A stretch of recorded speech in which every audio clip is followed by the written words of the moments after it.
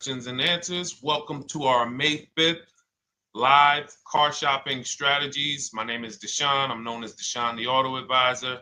And over the next 60 to 90 minutes, I'm going to be sharing what we call the cars from home philosophy, the way you can shop, get bids, make your car buying simple, empower yourself, and guarantee that you did not leave any money on the table. We're going to talk about a lot of things you may not be familiar with. We're going to talk about things you have not heard before. We're going to tear back some mindsets that the car business has programmed in us for their profit. And we're going to tear down those mindsets because they're costing us thousands and they're making the greediest dealers in this country thousands of dollars. And we're going to get rid of that. So this show is sponsored by my new digital book. It's called Cars from Home, 7 Steps to Saving Time, Money, and Avoiding Dealerships. So I wrote that book to give you everything I know, everything I learned at Mercedes-Benz, at General Motors, running my own brokerage, and the hundreds of people, thousands now, that we've helped since 2021 to empower themselves in their car purchases. So part of my welcome offer to you is it's normally $97. You can get it for $24. That's my welcome offer for 30 minutes, anytime during the broadcast. As we go, you can get yours in my TikTok bio, in my Instagram bio, the YouTube comments, and the Facebook comments. It's a 75% off discount as part of my welcome offer for those of you who take action. And you'll have everything we teach here for the rest of your life. And you'll be able to move the same way you're going to hear me move and the way a lot of people I'm going to show you guys are moving. So no questions off limits. Feel free to start typing your questions. We are live on Instagram, TikTok. Hang on. I got Instagram up here. My man Dolan is moderating, so we're going to try to pull in every single one of your questions. Again, this is our May 5th live. We are live. It is Monday, so let's get to the questions. Okay, we got some coming in already on TikTok, Dolan. I see it is what it is. I'm just going to pull that one. I need to do one on shady mechanic shops. You should. If that's your area of expertise, the public needs to know from someone who's an insider what is going on in mechanic shops. I'm sure they get a lot of value. If you guys want, it is what it is to launch a channel teaching people how to avoid shady mechanic sites, type ones in the chat so he can know that he should go ahead and do that. Or she. I can't see if you're a man or woman. But let's get some questions going. Yosoy Tommy, I see you on TikTok. Interested in leasing, but I know I will go over the mileage. I drive a lot. Well, here's what you do. Give you an example. I'm leasing right now. I've never needed more than a 15,000 mile per year lease. So all of my leases have been 12,000 miles. I've never needed more than a 15,000 mile per year lease. Now, sometimes, that was because my family worked a little further from where we lived. We got a 15,000 mile per year lease, but most of the time I'm getting 12 because that's what I need. That's what I use. Now I'm paying $499 a month for this $55,000 Infinity truck. I got a 1% lease on it. I got my bids, the way we teach at Cars from Home. We're big on multiple offers. That's the only way you're going to save the big money and guarantee you got all the money is to get multiple bids. We teach you how to do that. You can do it by phone too. If you want to try to do it by phone, God bless you. We do it through email. We do it through emails and templates, and that's what we do. But I'm paying $499 a month for 12,000 miles. Now, let's just say I needed 15,000 miles. I would have bumped that lease up, and instead of $499, I'd be paying probably $30 more. So call it $530. Now, let's say I'm a high mileage driver at 20,000 miles. That instead of $530, I would probably be paying $620. And there I got my 20,000 miles per year. So the key is, and this is what you'll hear, people will blame the leases for not understanding that they choose the mileage. The mileage is not selected for you unless you go into a dealer and say, hey, work me up a lease. And then they're going to choose the mileage, probably give you 10,000 miles per year, and then try to close you on that. But that's not the way we shop. We're going to shop and we're going to adjust our miles based on what we need. So if I needed 20,000 miles per year, I would probably be paying $620 instead of $499. If I needed 25,000 miles per year, I would probably be paying $680. So I'm just paying, we get what we need and we enjoy our leases. because when we buy these cars and we drive ridiculous miles, we depreciate our cars, we destroy the value, and then we still have a loan on it in a lot of cases for a vehicle that we have destroyed the value in because we put 60,000 miles on it in 3 years. So our loan is moving very slow, but our vehicle's value is dropping through the ground very fast, which is typically how we end up with $15,000, $20,000, $25,000 in negative equity. I used to see it all the time in dealerships, especially when I was in when Uber took off. When Uber took off, year later, 2 years later, 3 years later, we had tons of people coming in with Hondas, coming in with various cars that had 200,000 miles on them, but they still had 3 and 4 year loans left. And, that's just a recipe for disaster. That's a recipe for disaster. So you should not be leasing, though, if you keep your cars 8 years. Some of you familiar with the 8-year rule, you understand. Everyone should not be leasing. I want to make that clear. Some people say, Deshone, you believe everyone should be leasing? No, I don't. If you are not keeping your cars 8 years, then you should be shopping for below market leases. Don't forget those 2 words, below market leases. Because if you're paying what everyone else is paying for their leases, it's not going to make sense. Some of these strategies are not going to make sense. You need to be getting below market leases. And the way we do that is to comparison shop, get multiple offers from dealers, have them compete for our business, and then we get these leases that no one else can get. Great question. So what if I go over 20,000 miles? What do you recommend doing? You choose your mileage wisely. In my book, I have a section called Choosing Your Mileage Wisely. The whole key with leasing is to scope out the mileage you're going to use, and that's what you shop for. If you know you're going to do 25,000 miles that year, you would do 25,000 miles on your lease. But you don't shop this way. We always shop with 12. A problem with leasing is once again, you go into the dealership, you say, work me up a lease. They're going to work you up what they want. They're going to say, hey, put 5,000 down. Who's had that happen? You go and you look for a lease and they tell you how much money you need to put down. Type me if you've had that happen.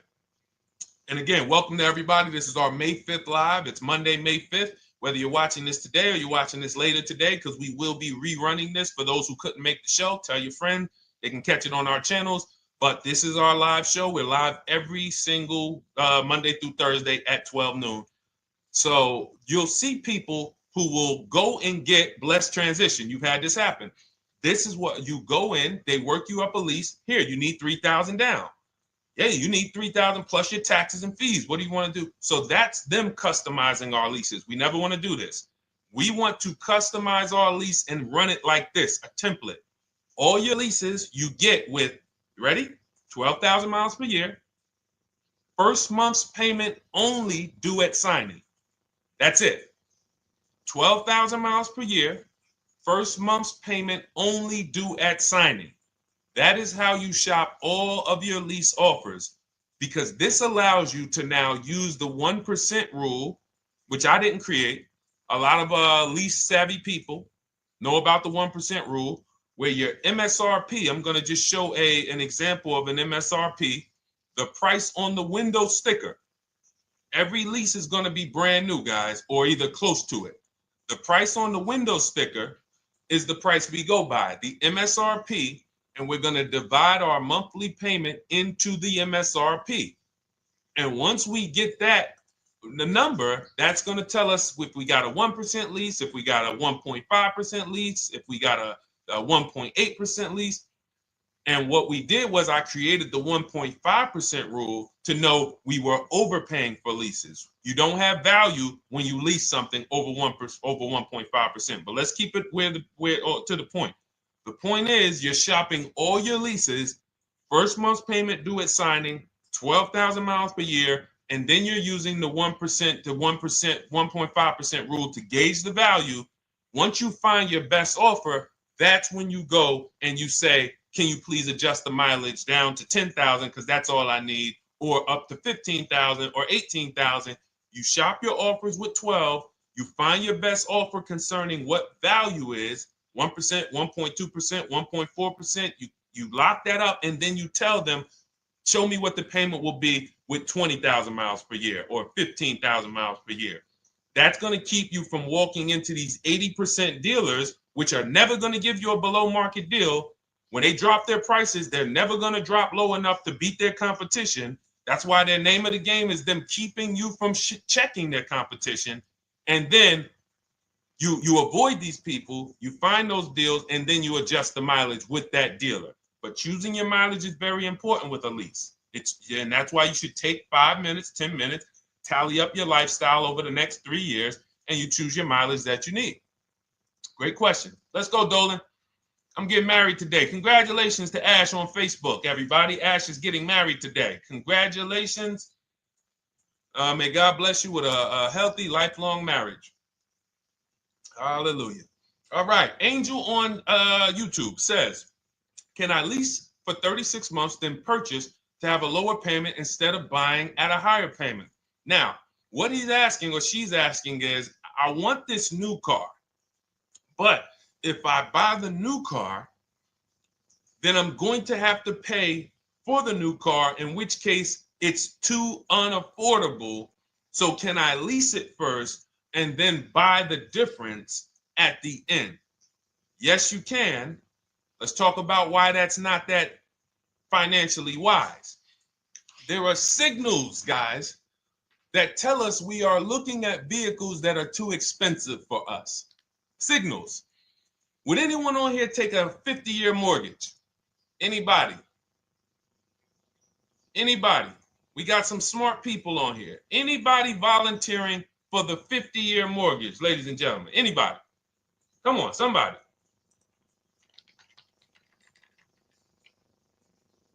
No, why not? Why not? Why is everybody saying no to the 50-year mortgage? Because we know it's ingrained in us that a 50-year mortgage on a house means we can't afford that house, right? Same thing with cars. There's signals. And so when we cannot finance a brand new car and it's affordable, what should we be doing? We should be going to get a pre-owned car. That's what we should be doing. So some of you have the luxury where you could afford both a new version of the car you want, and you can afford a pre-owned version, of course. So you might say, Deshone, I could afford both. I want this car, but I could afford, which one should I get, new or pre-owned? Thank you to the new gifter, Jeffrey Jones. Welcome. The Black King. Thank you so much. Gifter badges. Appreciate everyone who supports this broadcast. Thank you so much. You helped me to keep this information going. So what you're saying is, I could afford both. Which one should I get? In that case, it's a matter of your values. Do you want a brand new car? You want to treat yourself? You only get it every 10 years. So it's like, hey, I only get a new car every 10 years. I'm going to treat myself to a brand new one. Curtis Thomas, thank you for sharing. Or you might say, you know what? I want to go to value play. Even though I could afford a new one, I want to knock 20, 30, 40% off the price, and I want to get me a pre-owned version. So that's the people who could afford both. Some of you, you're like Angel, who like, I want this car, but I can't afford it new. In which case you go pre-owned, because you don't want to you don't want to lease a car 3 years, even if you get a below market lease deal, great lease payment, turn around and buy the difference, because you're typically going to need a 5 or 6 year loan for the difference. Once you get that 5 or 6 year loan, you add that to your 3 years that you leased the car, and you got 8 to 9 years of payments on the exact same car. 8 to 9 years of payments on the same car. This does not make financial sense to pay that long on a car. This is, you can't reach the reward stage where the car is paid off and you're putting money to the side for maintenance and repairs. You know, you got a paid off car, because the goal with purchasing is to get to that long-term ownership where the car is paid off. I don't owe anything on it. You know, I got a couple $100 I put to the side for maintenance and upkeep, but that's all. That car is paid off. I can keep that thing for 15 years. I can pass it down to my son, my daughter. We got an extra car in the family. That is the value of purchasing. So if you have a payment for 8 years on a car, you don't get to that stage. So that's why before I would ever recommend someone lease and then purchase the balance, I would recommend someone purchase a quality pre-owned car and get it at a below market price. Okay, does that make sense? Okay, everything that we're talking about, guys, is in my new digital book. It's called Cars from Home, 7 Steps to Saving Time, Money, and Avoiding Dealerships. Has everything we teach, because the name of the game is learning how to structure your deals. When should I lease? When should I purchase? And then once you have your structure, getting bids on everything to make sure you don't leave any money on the table. When you get bids on everything, you're never going to lose any money on your trade-in, because you didn't just get one offer on your trade-in, you got bids. You're never going to overpay for your interest rate, because you didn't get one offer on your loan, you got bids. You're never going to overpay for the new car or the used car you're buying, because you didn't get one offer on it, you got bids. And that empowers you to control the transaction. That is what we teach. That's in my new digital book, step by step. You can get your copy for 75% off, normally $97, but it's part of our welcome offer for 30 minutes. You got it in my TikTok bio, Instagram bio, YouTube comments, or the Facebook comments for $24. Okay, enjoy it, use it. All right, let's keep it going. I need to buy a car. I want to know how to buy the advertised new the new SUV vehicle for under $10,000 or even under $20,000. I don't really understand the question. Let me read it again. I need to buy a car, and I want to know how to buy the advertised new vehicle for under $10,000 or even under $20,000. Are you saying that's the discount you're looking for, or are you saying that is my budget? Please let me know. I don't quite understand. Go ahead to the next one, Dolan.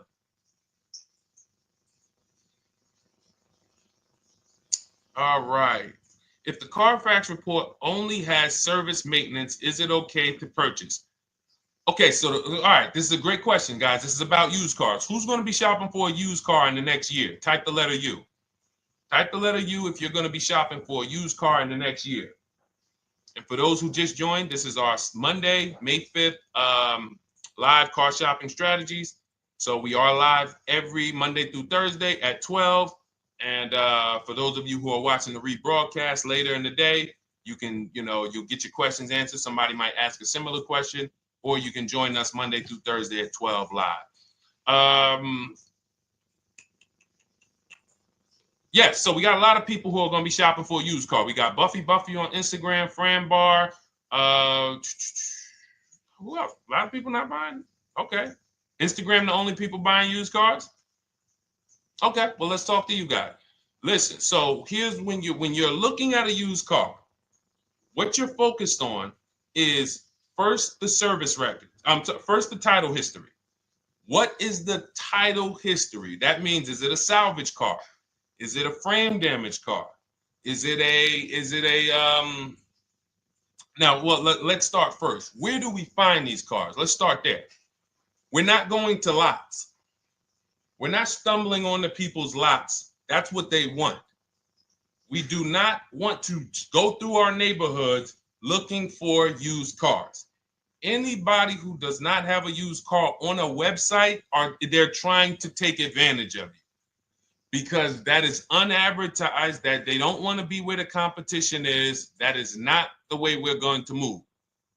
And for years, it was like that. You drive past a dealership on the weekend, you see hey, oh, look, they got this nice yellow car, a nice big red car outside, and you just pull right in.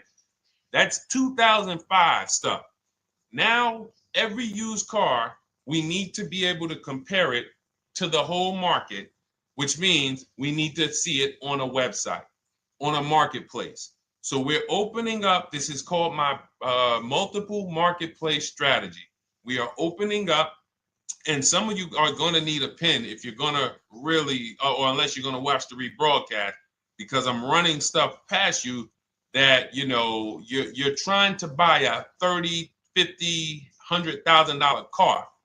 We're not talking about how you're going to get a couple things from Amazon and, set up a little home studio for $2,000. We're talking about the second most expensive purchase most of you are going to make. So it's understand that you're going to need to focus in order to get the most out of what we're talking about. So we're going to go to the marketplaces. The marketplaces are Carvana. They sell their own inventory. CarMax, they sell their own used car inventory. Driveway, they sell their own used car inventory. We're going to go to now dealerships. AutoNation, they sell other people's, they sell their own. They buy and they relist it on their website. But then you have Car Gurus, you have Carfax, you have Kelly's Blue Book, no, not Kelly's Blue Book. You have Auto Trader, Car Gurus.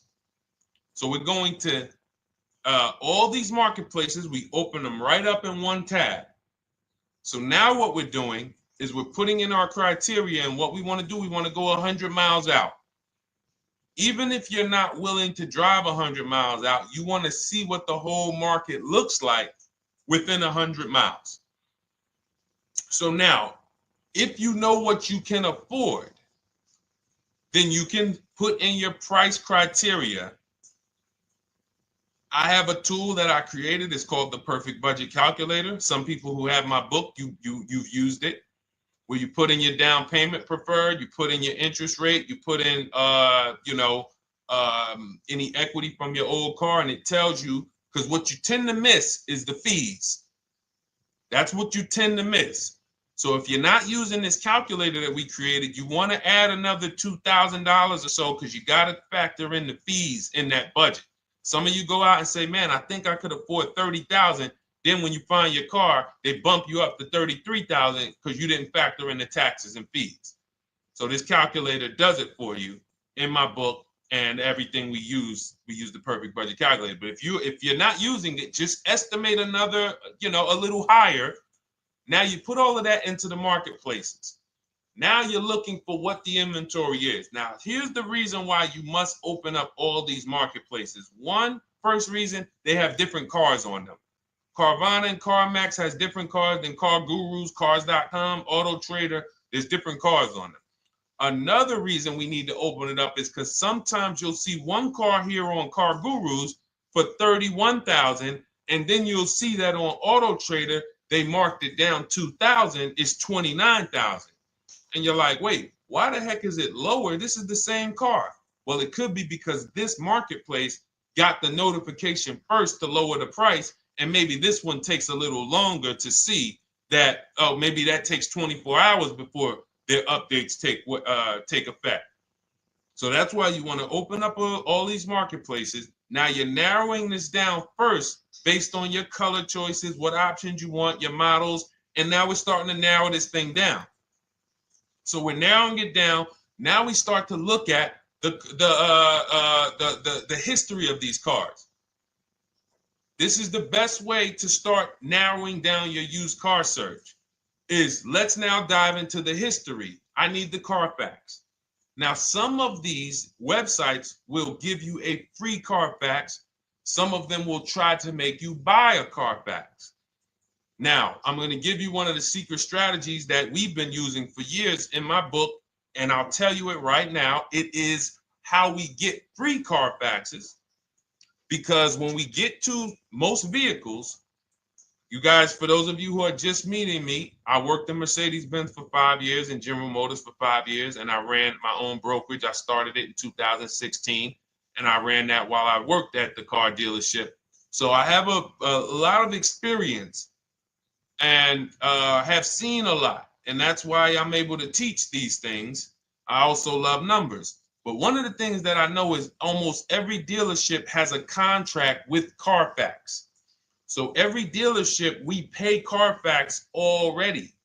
So what we're able to do is when we list our inventory on our websites, we're able to list the Carfax with it. We're able to provide that free of charge. But when we pay Auto Trader or Cars.com or Car Gurus, we are not able to actually push our Carfax to that marketplace. But if you come to our website and you find the vehicle on our website, most times you will find the Carfax for free. That is what we have been doing for years. So that now we have the Carfax, because the Carfax is the only way we can see those service records right now, because we've already narrowed it down based on, first thing we're doing is we're looking at title history, frame damage, salvage title, rebuilt title, total loss. That's the type of vehicle. The next thing we're doing to narrow it down, which is where many of you get in trouble, is you're looking at the service records.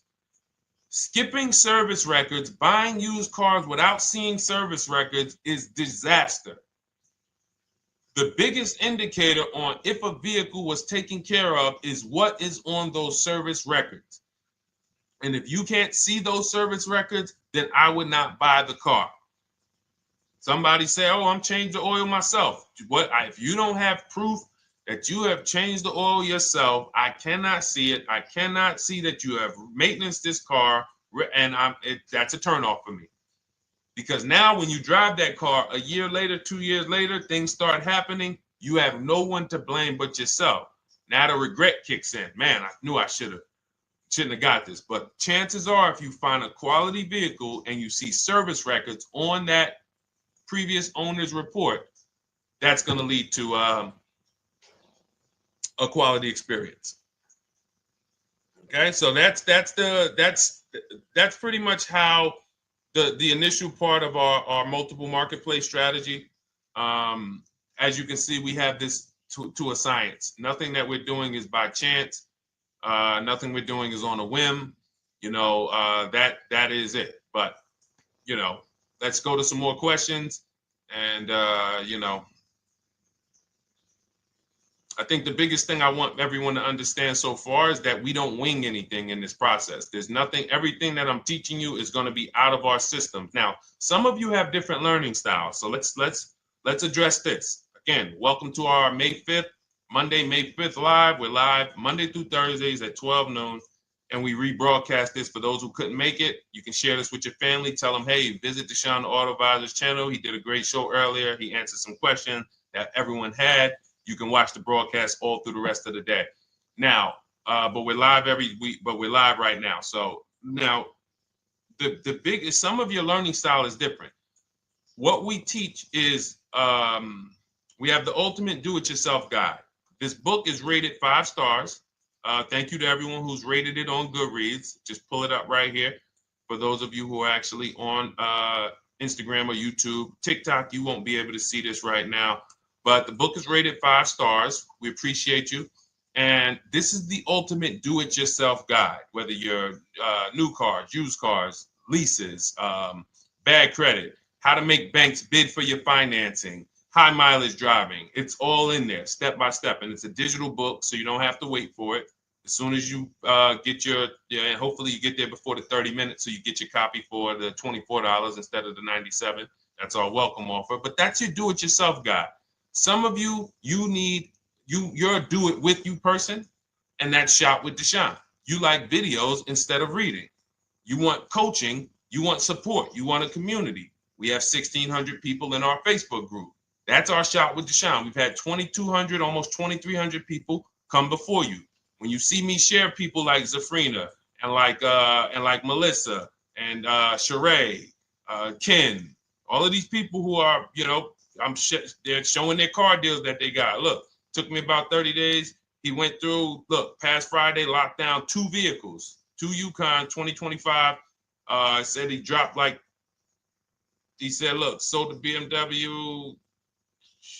They dropped the price down to 70 grand. So they took off like 5,200 for him.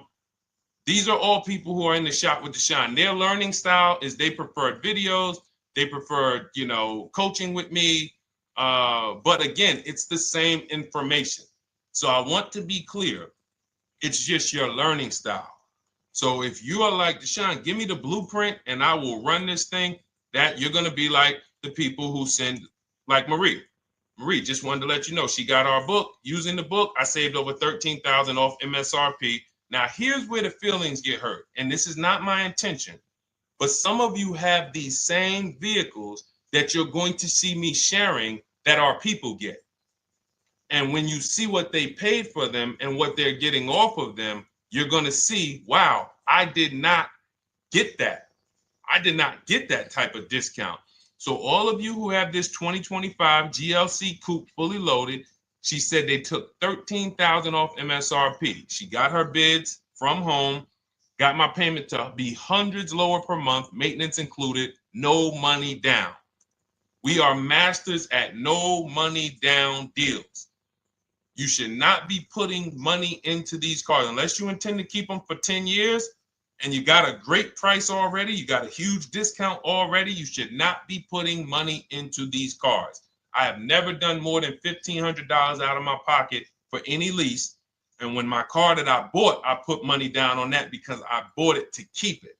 But everything else, we are shopping with no money down. So you're going to see that a lot. So again, depending on your learning style, you can head to my bios and to the comment sections, open the Cars from Home Toolkit, Shop with Deshone might be right for you.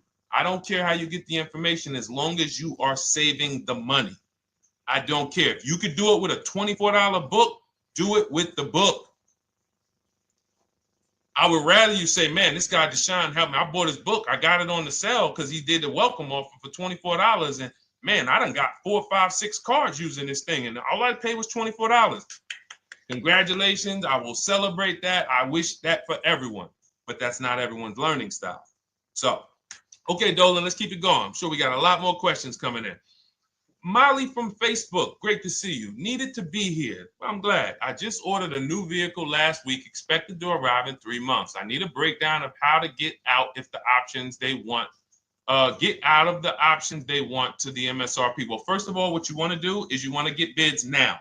You do not want to wait. For those of you, she's ordered a car. She's scheduled to be here in 3 months, and she has not locked in her pricing. Now, the reason when we order a car, we are always getting our bids first because the closer your car comes to arrival, the less leverage you have. They know once that car comes in there, she's been waiting for 3 months. She is not going to want to walk away from this car. She is not going to want to do this all over again. And they're going to probably take a shot and say, or if you look for a discount at that point, you probably are going to be like, no, I'm sorry, we can't give it to you. So what we're going to do is we have to now send that request out. Now, there's 2 ways for you guys to do this, whether you're leasing or purchasing new cars. 2 ways for you to do this. You can do it your way, which is calling around. Calling around, not going into dealers, calling around, ask for sales managers, try to get yourself at least 5 offers. Because the only way you're going to see how overpriced the offers are is to actually get multiple offers. So I'll give you an example. I'm showing you guys on the screen what a market report looks like. So we also have a division. We shop for people's new cars and their leases if they have good credit. So when you see, oh, I tried to pull it up. It's not loading. So what you're going to see, and some of you who've used our stuff, you can testify to this. There is a huge spread between the best price and the worst price. Huge spread. So in order for you to know you actually got the best price, you need to see 4 other offers that are higher. I'm going to say that again. Thank you to all the gifters on TikTok. Thank you, Jeffrey Jones. Appreciate it. You need to see other offers that are higher. So let's go back to my car. This dealer who won the bid for my Infinity truck saved me over $8,000. Now, he said to me when I was making the deal with him, he said he knew that I was not going to find a better offer because he had used a special coupon he had to apply towards the deal.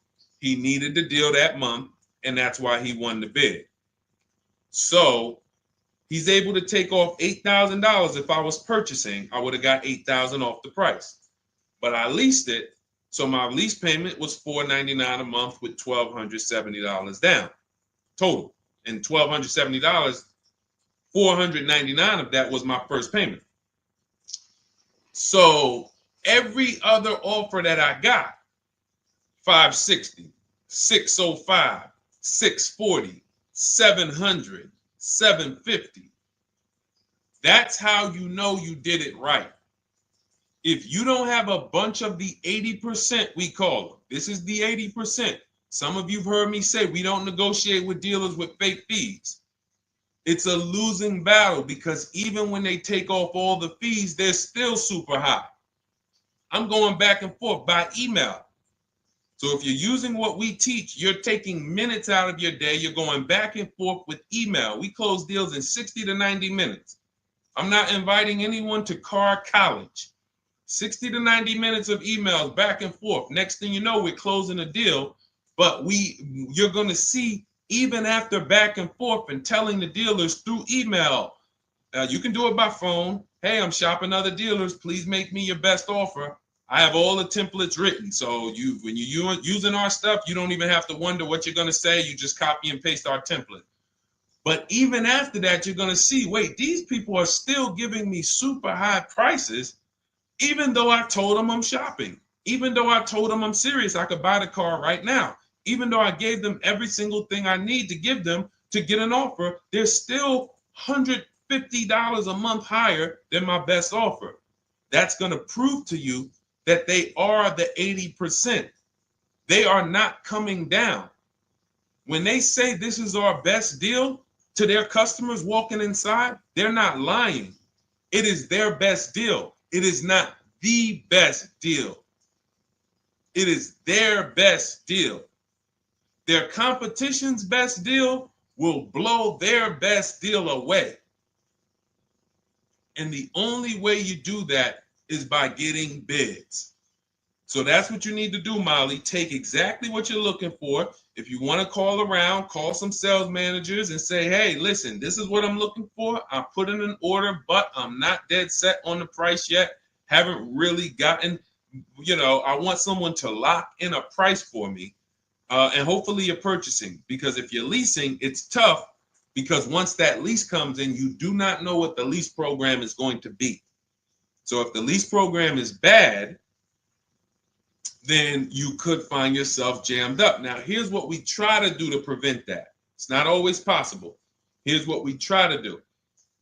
Once you have found the best dealer who's won the bid, now what you're going to do is say, based on this price that you're selling me the car for, can you give me a lease estimate now? So let's say I'm ordering this Infiniti. I shop around, I find a dealer who says, all right, Deshone, I'll place the order. I'll take $6,000 off list price for you if you do the business with me. Perfect. Can you give me a lease quote based on that now? I know this is not the vehicle. My vehicle's coming, but can I get some type of an estimate of what it would be? And then I look at that, and if it's affordable, now I place my order. But I'm not placing an order for a lease blind, not knowing what my payment's going to be when that car gets here. Okay? Does that make sense?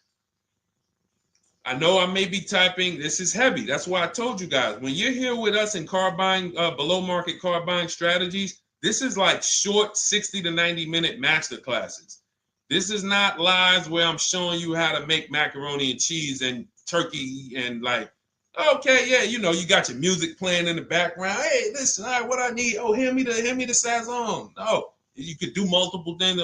This is heavy finance talk for 60 to 90 minutes, and it will change your life. And I just saw my girl, Lisa. Lisa, good to see you. Lisa's been, she's been learning from us and rocking with Cars from Home.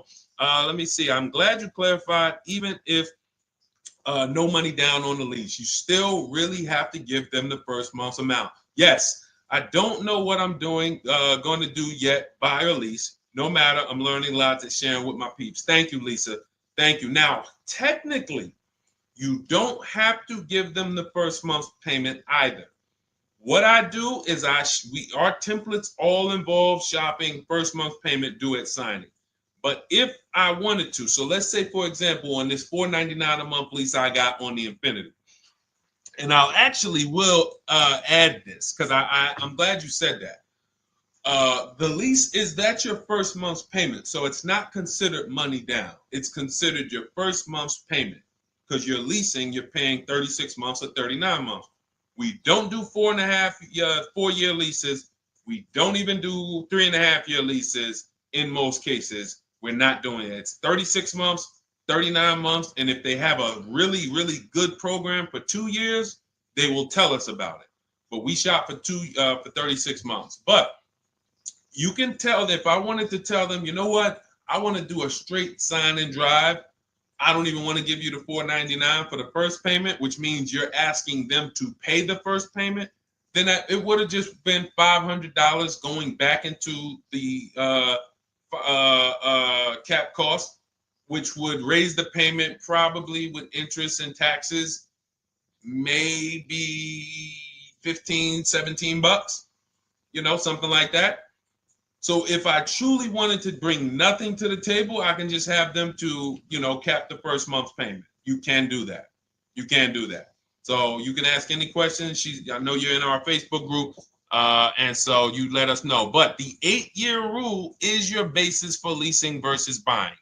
The 8-year rule, when you guys open up my book, you'll hear me talk about this. I'm going to make a whole lot more videos about the 8-year rule because it is the parameters for how to know whether to lease or buy. It takes into account how drastic cars depreciate. They lose value like crazy.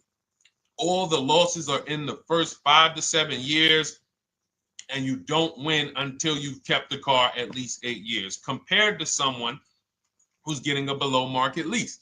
So let's take an example. You look at somebody like, look, Brian. Brian got my book. Just finalized my first ever lease using your system. 2025 HRV Sport all-wheel drive, $30,000, $505 MSRP. So this is a $31,000 vehicle almost, and he got it for $395 a month, which is a 1.2% lease, no money down. Now, his initial quote from this dealer was $434. This is the winning dealer.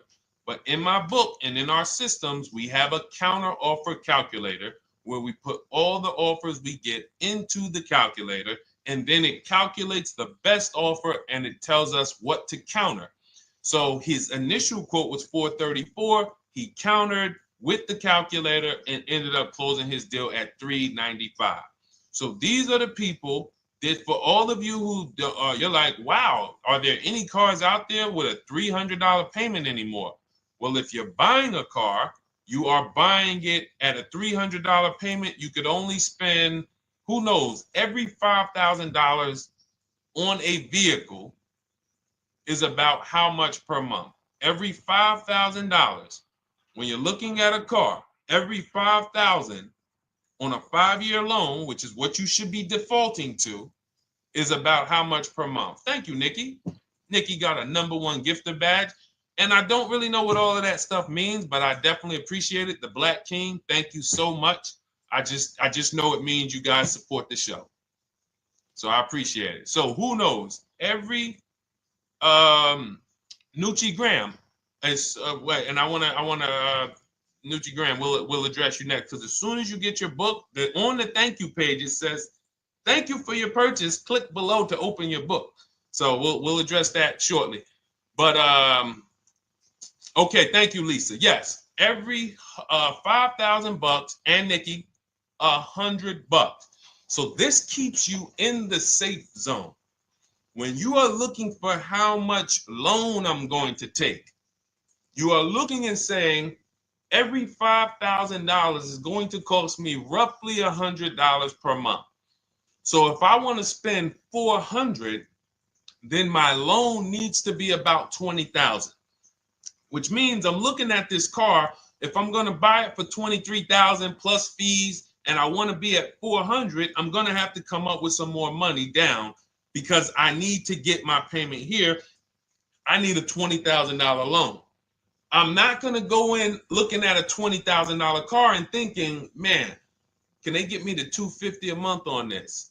No money down, because the math doesn't make sense. Because the only way they can get you to that is to put you in a 7 or 8 or 9 year loan, which is a horrible deal. And they've done it to a lot of people, because you go in and you just say, get me to this monthly payment. And they're like, well, you didn't say how long. You come in later, hey, man, my loan is set. I remember, man, a guy called me, and this is, unfortunately, people are not trained to look at how long their loan is. Early in my career, I think I was still with General Motors, and a guy came in and he had some vehicle, And he was like, D, could you look at this, man, and tell me, because I don't, I'm trying to get out this thing, man. They telling me I can't get out of it now. That's a recipe. You bury yourself when you make these types of moves.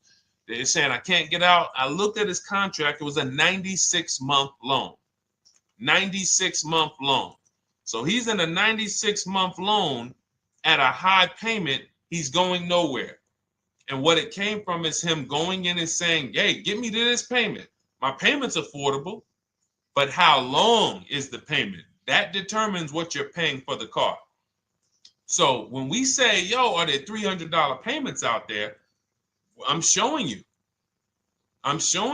Leasing, there's cars you can drive 30,000 miles, $30,000 cars, beautiful vehicles, payments in the threes when you're shopping and getting bids, and you're finding vehicles with great lease deals.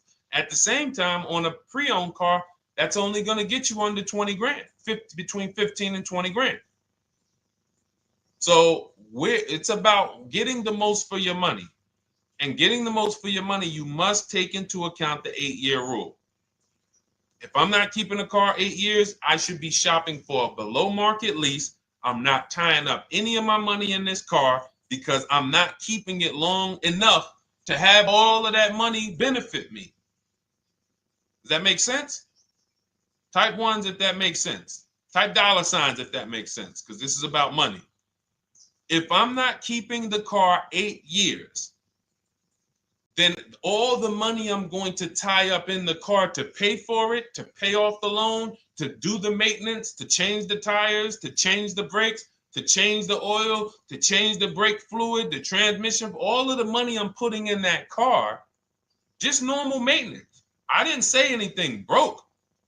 Normal maintenance over 7 years. I'm not going to keep the car long enough to have that make sense. Whereas had I leased, I'm just below market leases. I'm just literally paying cents on the dollar, changing my oil. Most of the times I'm out the car before I need brakes, unless some of you are driving 15,000 mile a year leases, and then sometimes you will replace the brake, but it still does not compare to the cost of purchasing. And throughout the show, I'm gonna show a lot more lease deals and a lot more discounts. But the reason why I show you guys the lease deals is because the money doesn't lie. Unless you're just hell bent on paying more, the money does not lie. You can't compare when I was, I'm driving $40,000 cars. My payments have a 3 in front of them. And my friends are driving $20,000 cars and their payments have a 3 in front of them. And those cars are used, need maintenance, warranties done ran out after 4 years. I'm over here driving brand new cars, problem free, and they're paying the same amount or more than me, and they're driving inferior products. And then once they really get tired of the car, they go ahead and they trade it in and they start the process all over again. So it's bad financial advice that the car business never trained on, and they just love for people to be ignorant. But we're not going to be ignorant here. All right, Dolan, let's keep it going. By the way, all of you who just joined, this is our Monday, May 5th live. We are live every Monday through Thursday at noon. So for those of you who may be watching the rebroadcast, we rebroadcast the show all through the day. So for those who missed the show, you can either, or some of you want to tell your friends, oh, hey, you're shopping for a car, go watch this show. And we'll rebroadcast this show all through the day. And we rebroadcast all the episodes through the weekend. So for those of you who didn't have time, you're like, man, I want to catch up on all the shows, all the questions that were asked. We'll rebroadcast those through the weekend. But we are live every Monday through Thursday between 12 and usually 1:30. You can have your friends and family tap in. You can bring your questions, and we try to get to as many as we can. All right, Dolan, let's keep it moving. Let's get to some more. What are the companies for loans? Well, there's a lot of them. First thing you want to do is, so we teach something called the bank bidding war. This is a question, because here's my question to you guys. Where do you get your car loans from? Here's my question to you. And I'm going to tell you how we should change the answer, because I know what some of your answers are going to be. Where do you get your car loan from? Some of you are going to say my bank. Some of you are going to say the credit union. Some of you are going to say the dealership. But all of those are not the answers we want to go with anymore. Here's the answer. You got it, Nikki. I love Nikki. Whoever gives me the best rate. That is going to be the answer moving forward. If you're using what we're teaching, that's your answer. Whoever gives me the best rate. What, in other words, whoever wins the bid. So what we're doing is we are not just going to our credit union and having them run our credit, give us a rate, and now we going out and we're shopping with a check in hand and we're shopping with our back against the wall because the bank says, well, hey, you know, your pre-approval expires May 17th, so you hurry up and find a car or you're going to have to come back and run your credit again. Now we're over here and our bank is putting our back against the wall. That's ridiculous. So what we do is we use what you should do is you should look at the average interest rate. If you have average credit, look at the average interest rate, and then you use that to budget. Again, I have a calculator that we invented. It's a proprietary calculator. You can't find it on Google. It's in my book. It's in our course, Shop with Deshone, in our checklist, our video checklist. This is stuff that, again, we don't, if you notice stuff that I teach, it's not anywhere. Deshone, why can't I find an 8-year rule on YouTube? It's because it's Cars from Home. We created it.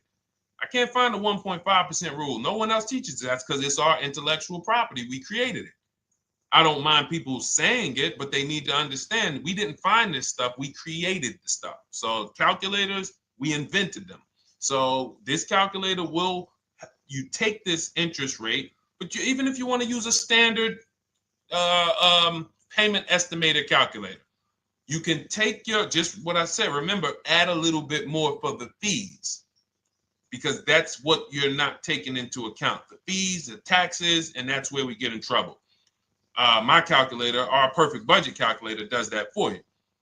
So now you want to look at the average interest rate. Type in average rates for cars. Use that for your budget, just so you can know about how much car I can go and get. So between what I told you about the $5,000 being $100 a month, and that last part about, adding a little bit more and using the average interest rate, you should have a good gauge on a range of car to go and shop for. Now, once you now shop your market, whether you're shopping new or whether you're shopping pre-owned, once you find no one's touched your credit till now. No one has touched your credit with a hard pull, especially not. We do not, in order for this to work, like what Nikki is saying, where you're only giving your business to the bank or credit union that gives you the lowest APR. In order for this to work and for you to be able to shop freely, no pressure, you need to make sure you don't let anyone run your credit with a hard pull before you find your best deal on a car. Soft credit pulls, estimates of budgeting, the way I just said. Now, you go out, you find your car, whether it takes you a week or a month or 3 months. Bang, I found my car now. You lock the car up, put it under contract, you leave your deposit. You never, ever. How soon when you get a car does the dealership want you to take it? I like asking questions like this because we can prove how predictable most of the car business is. How soon after you purchase a car does the dealership want you to take it? Thank you, Janae. Immediately. Now, the reason for that is, there's various reasons. There's various reasons. Right then and there, Molly, yes. But what I want you guys to focus on is what you lose by taking it right then and there. You lose the ability to shop the interest rates. And shopping the interest rates is very important because you'll always wonder, could I have gotten a better rate? So what you do is you lock the car up, you let them know, hey, I'm going to go home, just give me my, let me get my paperwork so I know exactly how much I need to tell my bank.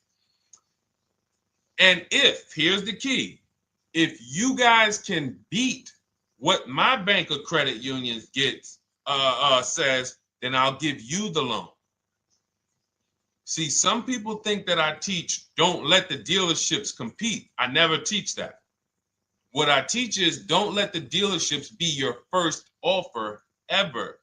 They are always your last offer, and they're competing against other offers that you got. So now you're going home, your car is waiting, you're going to see what your bank, your credit union can do, and then you go online. You can go right online. Auto loans online, auto financing online. Let all of these banks and credit unions access your credit now with the hard pull, because there is an article that Experian did, and you can find it on almost any credit bureau, wrote an article on rate shopping. They allow you to have multiple lenders compete for your business within a small period of time. They say the window is 14 to 45 days. So if the window is 14 to 45 days, how quick do y'all think I want you to do it?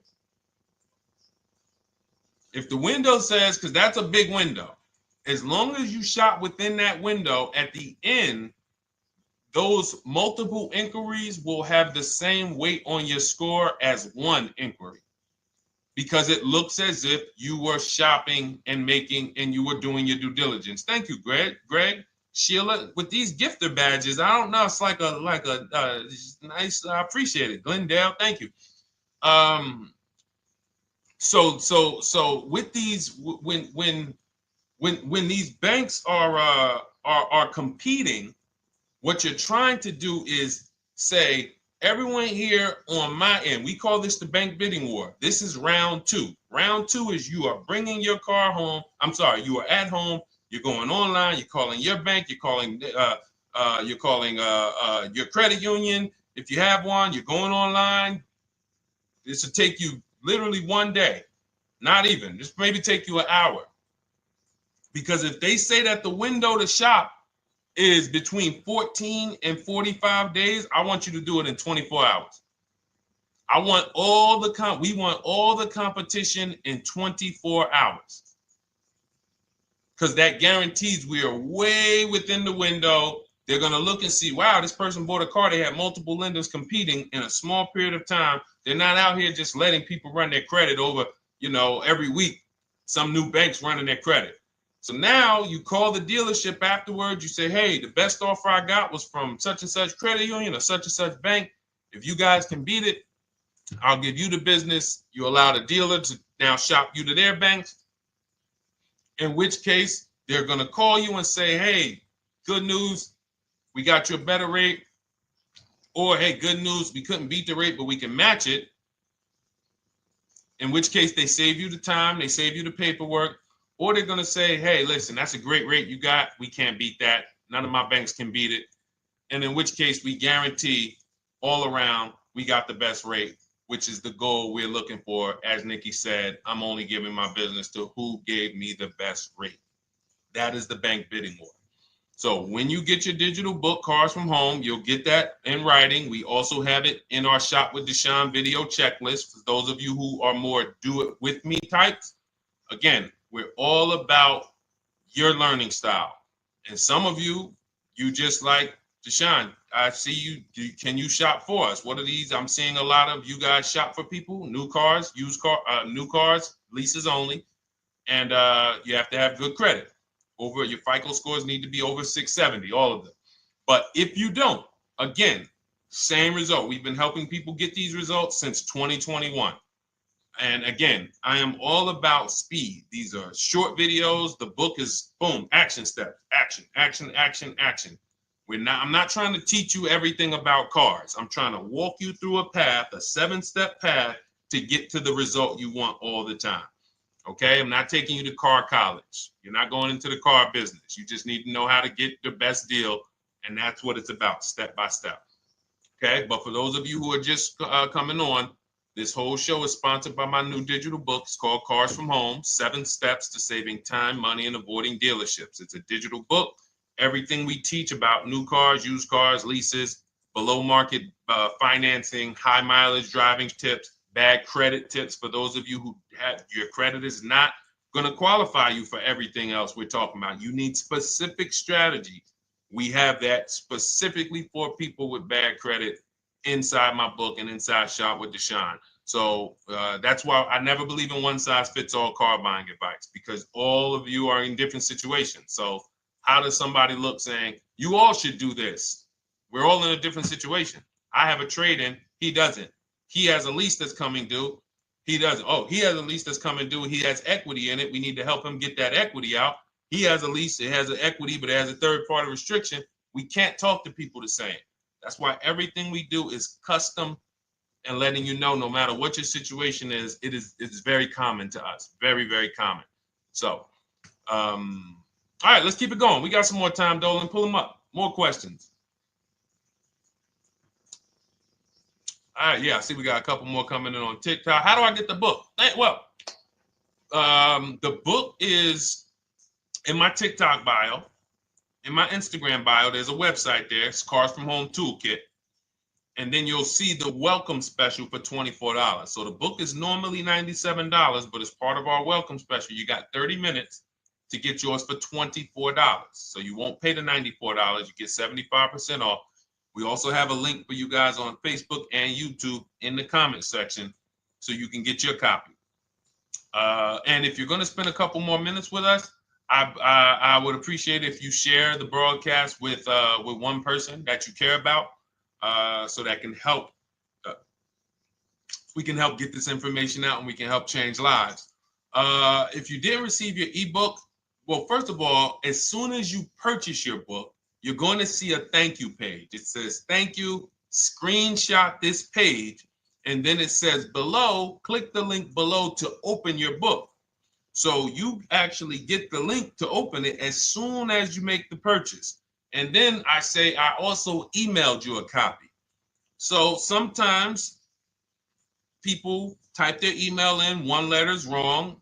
Obviously, we can't send a book to an incorrect email, which is why I have my support team's email right on there. So that if you don't see that book within 5 to 10 minutes, you email my support team, hey, I didn't get the book. They'll get you the book right away. So as you can see, I want you to, Dolan, can you put up, do we have anywhere with, we can put up the support team's email for this person? And just send an email to support. There you go. Thank you so much. Support at Deshone the Auto Advisor. Thank you, Dolan. Best moderator in the world. All right, so shoot them an email. Just let them know. Give them your first and last name, and they'll check the record, make sure that we have a purchase from you, and they'll send you your book right away so you can dig right into it. Okay? All right, let's keep it. We work with clients all around the country. What I'll start doing, I wanted to bring some on here today, but I can't load them up. The system is showing an error. So I got a lot of people. I always bring tests. I always like to show results. So, you know, I'm a results person. So you'll see a lot of people that I share. Brian, who has our book, and, you know, his lease, Marie with her $13,000 off. All of these people made deals from home. They were not in a dealership negotiating this. You got, look, Frank, I bought your book, used your system, and just closed my deal and have positive results to report. I love when y'all email me, by the way. Like, please continue to do this. A caveat is I wanted a just released 2026 Genesis G70 Advanced, and there are no incentives. I could have gotten incentives on the 2025. However, I wanted the 2026, and I was willing to pay. So even with high demand cars, even with cars that are rare, this is the situation. I reached out to 20 dealers and I received 9 offers for 36 months, 12,000 miles on a $58,000 MSRP. The initial offers range from $1049 to $901 with everything in between. I counter offered using the calculator that we have and closed the deal at $815 on a $58,000 MSRP. That's a 1.4% deal. Now, mind you, that on a vehicle on a 2026 with no incentives, which means every bit of that was the dealer taking off money for him. He probably had to get at least $5-6 grand off to have that deal come in the 8s, when other dealers were quoting him 9 up to 10 and, you know, mid $1,000 range. So, you know, but so I show the book testimonials. I show my Shop with Deshone testimonials. But I want to start bringing these market reports so you guys could actually see that's our team shopping all around the country.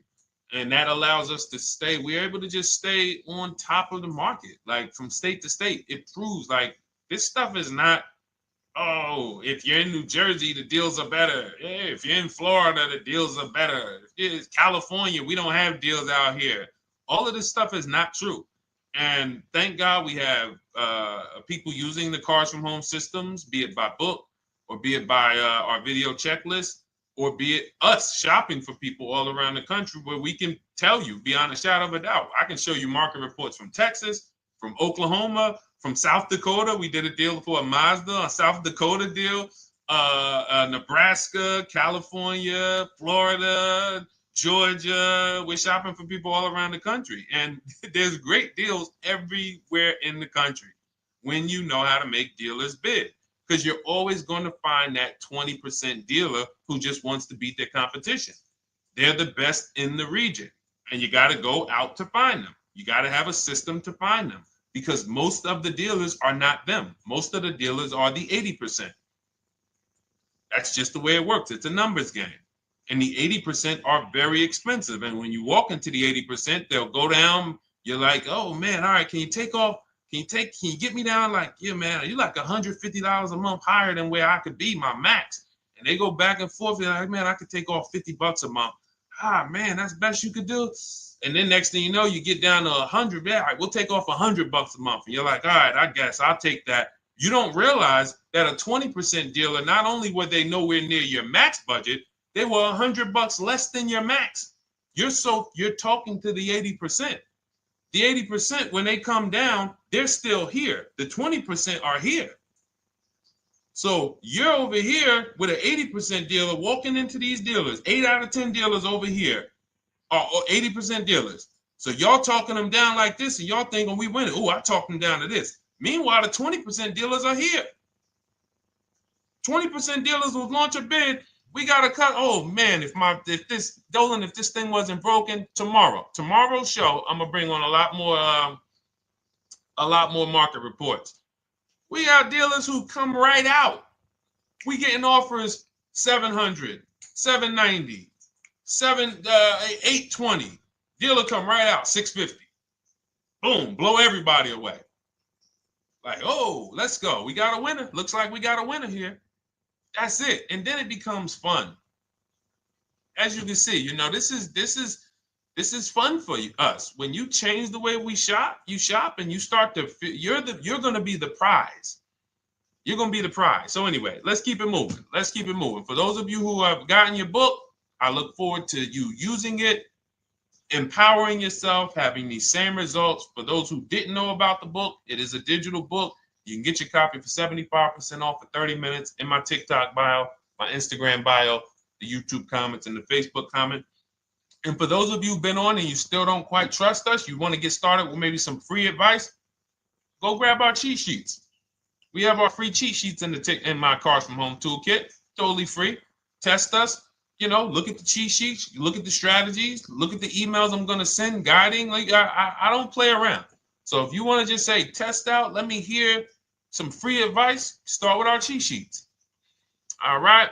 Yes, I'd actually answered that when I read that comment, Dolan, on TikTok about do we work with clients in New Jersey and New York? Well, yes. When it comes to shopping done for you, if you open the Cars from Home toolkit and you're like, Deshone, I just want to relax at home. You guys go shop the market for me. If you have good credit, FICO scores over 670, and you have and you're shopping for a new car or a lease, you can book a call with us. We can see if we can help you. Book a 10-minute call. It's free. And we can see if we can help you. Is it best to lease a car if you're currently underwater? Ooh, if I was underwater right now, let's just say I have 15,000 negative equity. I made a bad deal during the pandemic.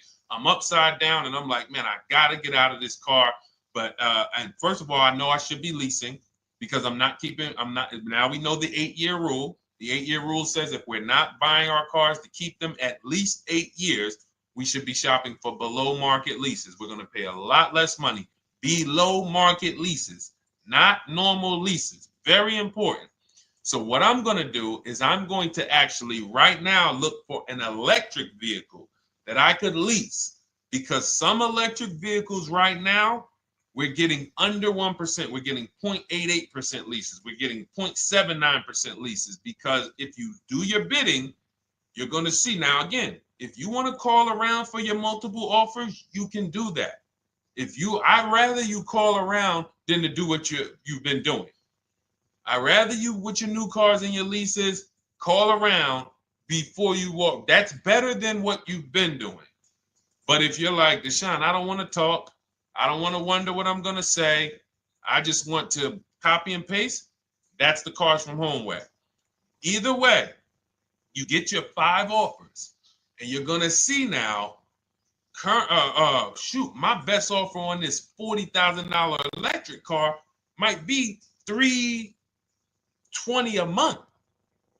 So I'm now driving a $40,000 car. If I didn't have my negative equity, then I would be driving it for $320. But now I got to bring this negative equity over. Now, the reason why you want to look at these electric cars for this is because if you try to bring a bunch of negative equity over, what ends up happening is you're now messing up the loan to value ratios, and the bank won't approve it. So you might go in and look at a $40,000 car, and now you bring this 15 grand of negative equity, and the bank is saying, we're not going to loan $55,000 on a $40,000 car. We're not doing that. So that's when they'll say, some of you may have heard this before, you have to put money down. They'll say, we can't get you approved unless you can put $3,000 down, $5,000 down. You have too much negative equity, and the bank is not going to approve it all. But when you get your bids on some of these electric cars, you're going to get $10,000, $15,000 off. And this is specifically what I would be looking for. I would be looking for the electric vehicle that when I get my bids, I'm saving 15 to 18 to 20 grand off. And if you guys don't think that's possible, you haven't been here for long. You know, this is Milligan. She bought her Mercedes EQE last year. She literally, MSRP of her car was $79,245. She got almost $30,000 off the vehicle. Almost $30,000 off the vehicle. $51,359 is her price. $79,000 vehicle. She got it after rebates, after discounts, after everything. $51,359. So you take a vehicle that you can get a huge amount of money off, then you bring your negative equity over. So now that payment goes from $320. Yes, it might go up to $575 or $600 even. But I know I'm in a nice car now. I'm in a brand new car, and after 3 years, I'm done with that negative equity. So that's what I would be doing. And if God forbid the car gets totaled while you're driving, you're out of the negative equity in a lease. So if I rolled that negative equity, 15 grand over to this car, now I'm driving it. Boom. All right, I got this electric car. I'm out of the negative equity. I got a good value. I'm in a $40,000 car. My payment is affordable. Now I'm driving. Oh, shoot, car gets totaled. I'm out. I can go get me another car now. I can go and get the same exact car, but I can get it for $320 now. So, you know, that actually is the reason why people commit insurance fraud and total their cars or get them stolen intentionally. But no, that's just something to keep in mind. Something to keep in mind. Because most of you, when you start leasing, you're going to see that was my reason for negative equity. That was my reason I kept having negative equity, is because I wasn't leasing. And that was the reason I was paying more money for cars than I should have, because I wasn't leasing. And again, the key is getting below market leases. You walk into a dealership and say, work me up a lease, you're not going to have these payments that, you know, we're talking about here. It has to be below market leases. That comes through multiple offers. Only way. All right, let's keep it going. A lot more questions. No gap then. Is that your first time leasing? Well, no, we'll get to that. I see it's a little conversation happening on TikTok over here. By the way, everyone, this is our Monday, May 5th live. We're live Monday through Thursday. Tell your friends, please. I would love for those of you who are going to keep joining us to see some friends tomorrow, family members tomorrow, co-workers. When you are at work, when you're talking to people, if they say they're car shopping, I would love for you to invite them to our live shows Monday through Thursday at 12. And if they couldn't make the show, we will rebroadcast each episode for the rest of the day. So after today, after we end the show, if you guys want to refresh on some things or you want to whatever, you want to send people, we will rebroadcast this episode for the rest of the day. And then on the weekends, we put together a weekly compilation. We broadcast them all just for the people who couldn't make the live shows. But every Monday through Thursday, we are here. And yes, happy Cinco de Mayo to you too, Nikki, and to everyone who celebrates. All right, what do you think about waiting till December month, mid-month to buy a vehicle? I do not. Dealers need cars to sell before that. It's a myth. All right, we're going to dispel a myth, okay? When have we been taught that the best time to buy a car is? Thank you to everyone running up the likes on TikTok. We're at 3,400 likes. Every time you hear something you like, you double tap the screen. That makes a big difference. It sends a message to TikTok that we're doing something good over here. Okay, end of the month. Yes, sweet now. End of the month. So we're gonna peel, like I told you guys when we started the broadcast, right? We are gonna, yes, Molly, last day of the month, right? So this is what we have been taught. Last day of the month, come on in. That's where your deals are, right? Let's look at this logically.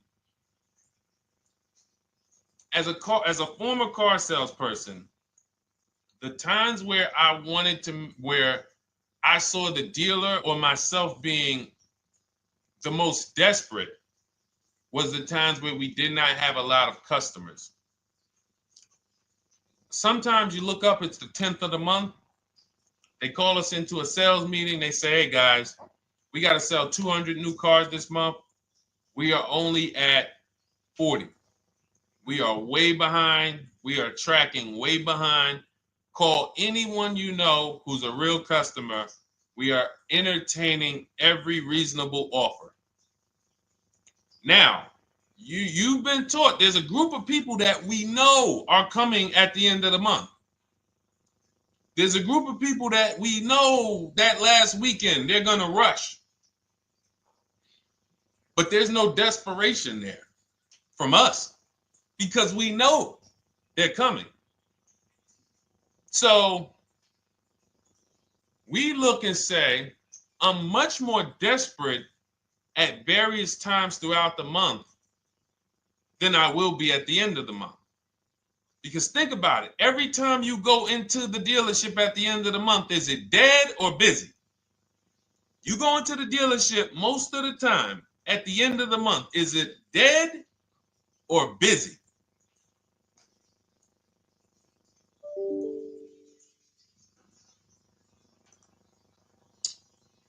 Thank you. It's a zoo. It's a zoo. Customers everywhere. That means all the car salesmen are not worried about making a deal. In fact, they're looking at you and saying, hey, Molly, thank you. Listen, I know the payment's $780 a month. I know you said you wanted to be at $499, but we've been going back and forth. Can you work your way up, get closer to the $780? Because they know now we can take a shot. Because we have some other customers behind you, Molly. Did you see the people walking out? These people just walked out. They're mad. We don't have enough salesmen here. We got people waiting 40 minutes to speak with somebody. Do you think you're getting the best deal when that's the energy? Yes or no? Let's just be honest here. See, you might forget some of the lessons that we teach if you don't have our books and if you're not in our video checklist and coaching. You might forget some of the lessons, but hopefully you won't forget the stories. So you walk in the dealership at the end of the month, the place is a zoo. It's people everywhere. They're ringing bells. They got the big clown, donuts around. Hey, you want a donut? Do we think there's desperation? Thank you, Sheila. Thank you, Molly. There's no desperation here. And they don't magically wait till the end of every month to hit their numbers. Some dealers hit their numbers at the 25th of the month. Numbers are hit. We still got people coming in end of the month. So What we want to do to answer the question is we want to be positioned.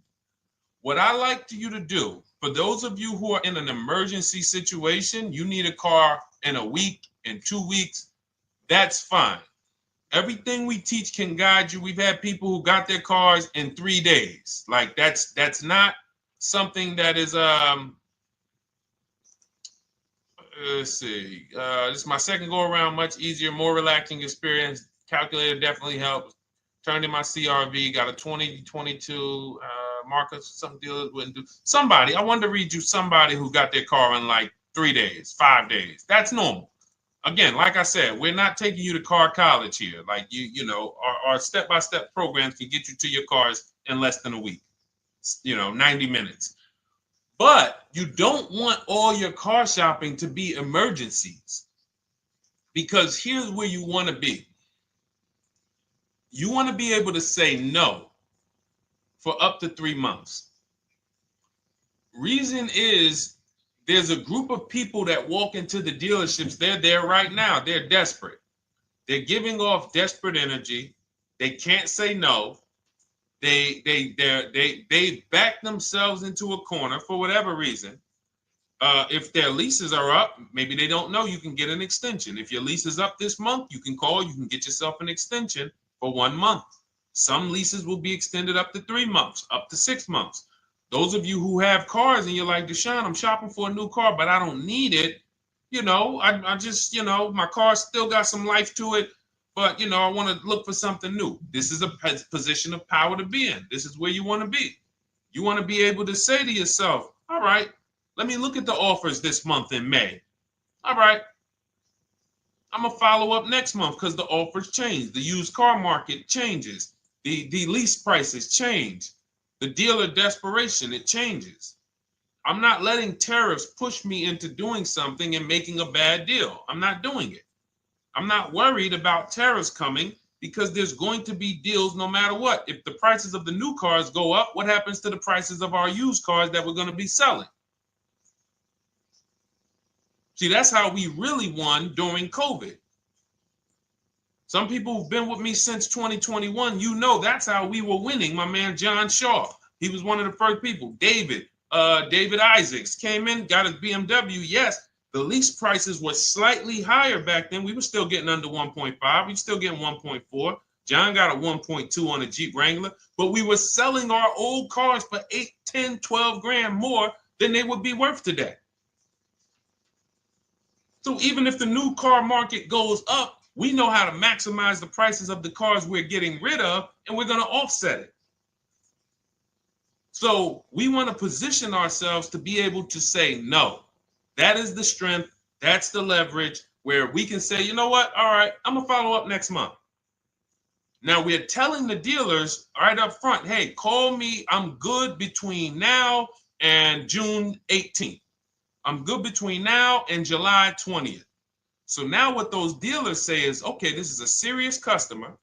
By the way, we have all this in templates. In my book, you fill out the template, you fill in, here's the day you can buy a car. This is your deadline. When we blast it out, these are things you can call dealers and you can tell them, hey, I'm good between now and anytime before the summer.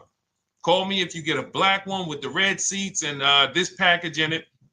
If you want to call around, you want to do it that way, you could do that. But what you're letting them know is, call me when you want to make a deal. I can make a deal today. Let me see the numbers today. Great. All right. If sometimes you'll see that a car is a little bit out of the range we want it to be in, you might say, man, I'm looking for it to be around, 505. This thing's coming in about 550. Okay, maybe I'll check next month, see if the program gets better. You might say, all right, dealers are saying to some of you shopping for cars that maybe every dealer is not going to have it. When you reach out to the dealers, only 5, 6 dealers have it. But they say, hey, I got something coming in May.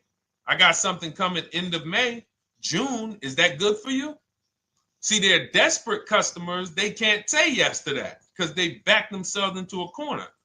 But you guys now operating with a 90-day shopping cycle. If a deal comes today, I'm jumping on it. But if you got something coming next month, I'm jumping on that. Call me when you're desperate. Call me when y'all have that meeting. Hey guys, we're way behind. Listen, we need a deal. I'll take any deal right now. Hey, is that person that Sheila McCauley, you know, that last month, her number, we couldn't make that deal last month. Did she get a call yet? Hey Sheila, did you get a call yet? No, I'm still waiting. Okay, great. We can get to your number now. Perfect. Thank you. Positioned. So we want you to be positioned when you use what we teach, whether it's the Cars from Home digital book, whether it's the Shop with Deshone. For those of you who are like, Deshone, let's do this together. I want the checklist videos. I want coaching. I want to be able to pop into the Facebook group, ask around. We can't give you that for $24. No author can give you the support. I got tons of books. Dare to Be a Man, In His Steps, Tony Robbins' book. None of these authors can give me support for the price I paid for their book. That just can't happen.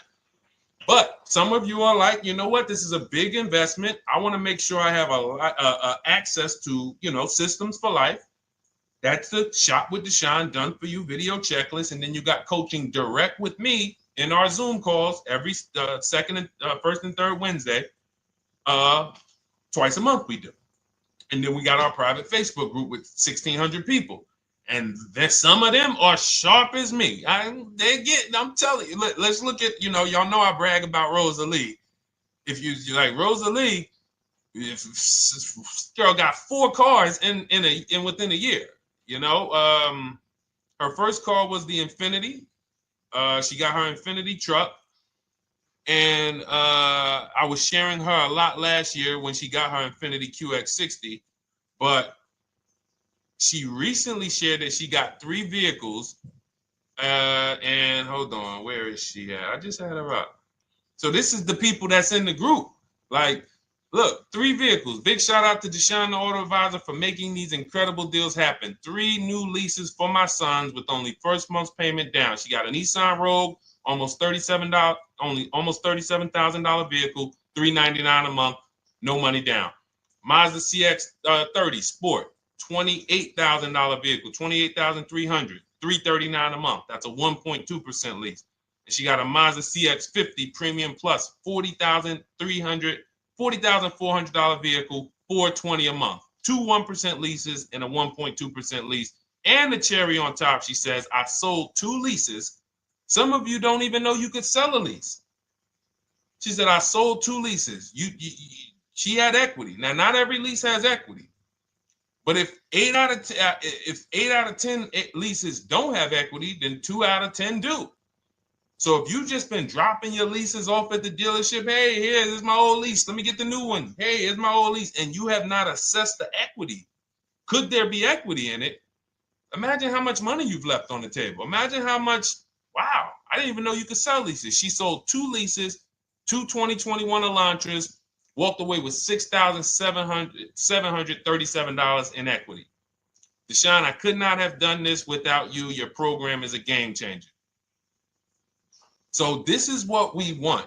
We want empowered car shoppers. We want people who are not intimidated.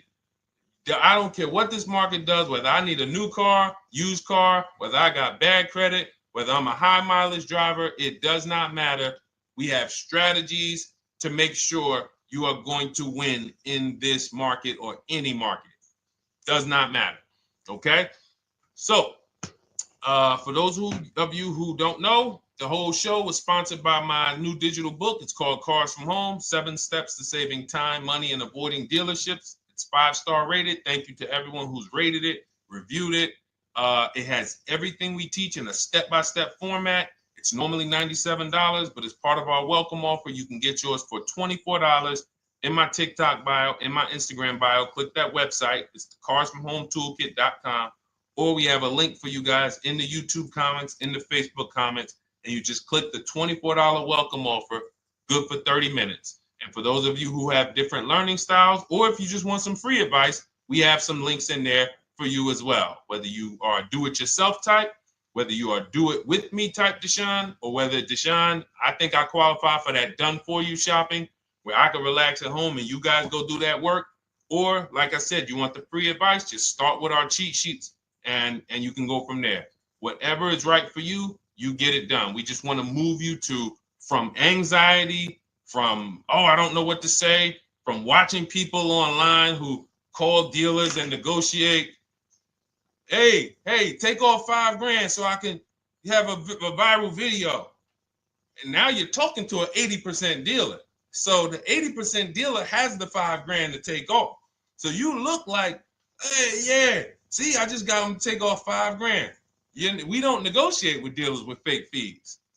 Like there's a saying, we don't negotiate with terrorists. Cars from home, we don't negotiate with dealers with fake fees. None of that stuff matters, because what you want us to think is, look, see, I took off all of this money. Don't you want to buy the car now? But you took off the fake money. Had we been talking to a 20% dealer, what money are they taking off? The real money. The real money. So if we have two dealers, well, let's say 8, because y'all know I use the 80%. So the 80% are over here. The 20% are this small group over here that we got to find.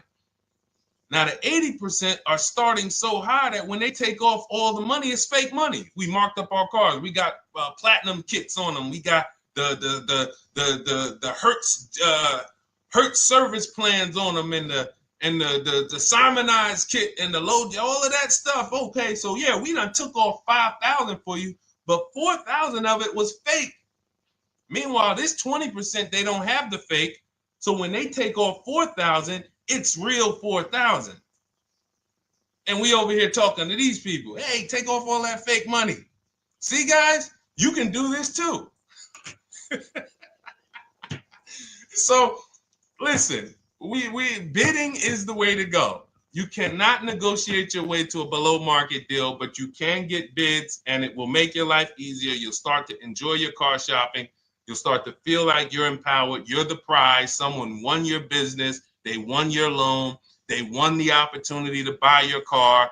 You are the prize. So that's what it's about. So we are here Monday through Thursday, 12 noon. Make sure you meet us live, or tell your friends and family who are shopping, hey, hop on this show. We're live on TikTok, Instagram, Facebook, and YouTube. But we will broadcast the show for the rest of the day. So those who want to catch up on some things that you may have missed, or if you just jumped on and you're like, whoa, man, I missed a lot, we'll rebroadcast this show for the rest of the day. But tomorrow we'll be back, which will be Tuesday, May 6th, 12 noon. Meet us here live. Thank you so much. Welcome to the new followers. Thank you to everyone who gave me gifts. Thank you to everyone who bought a book. Thank you for those of you who are in Shop with Deshone. I look forward to your success stories. Always a pleasure.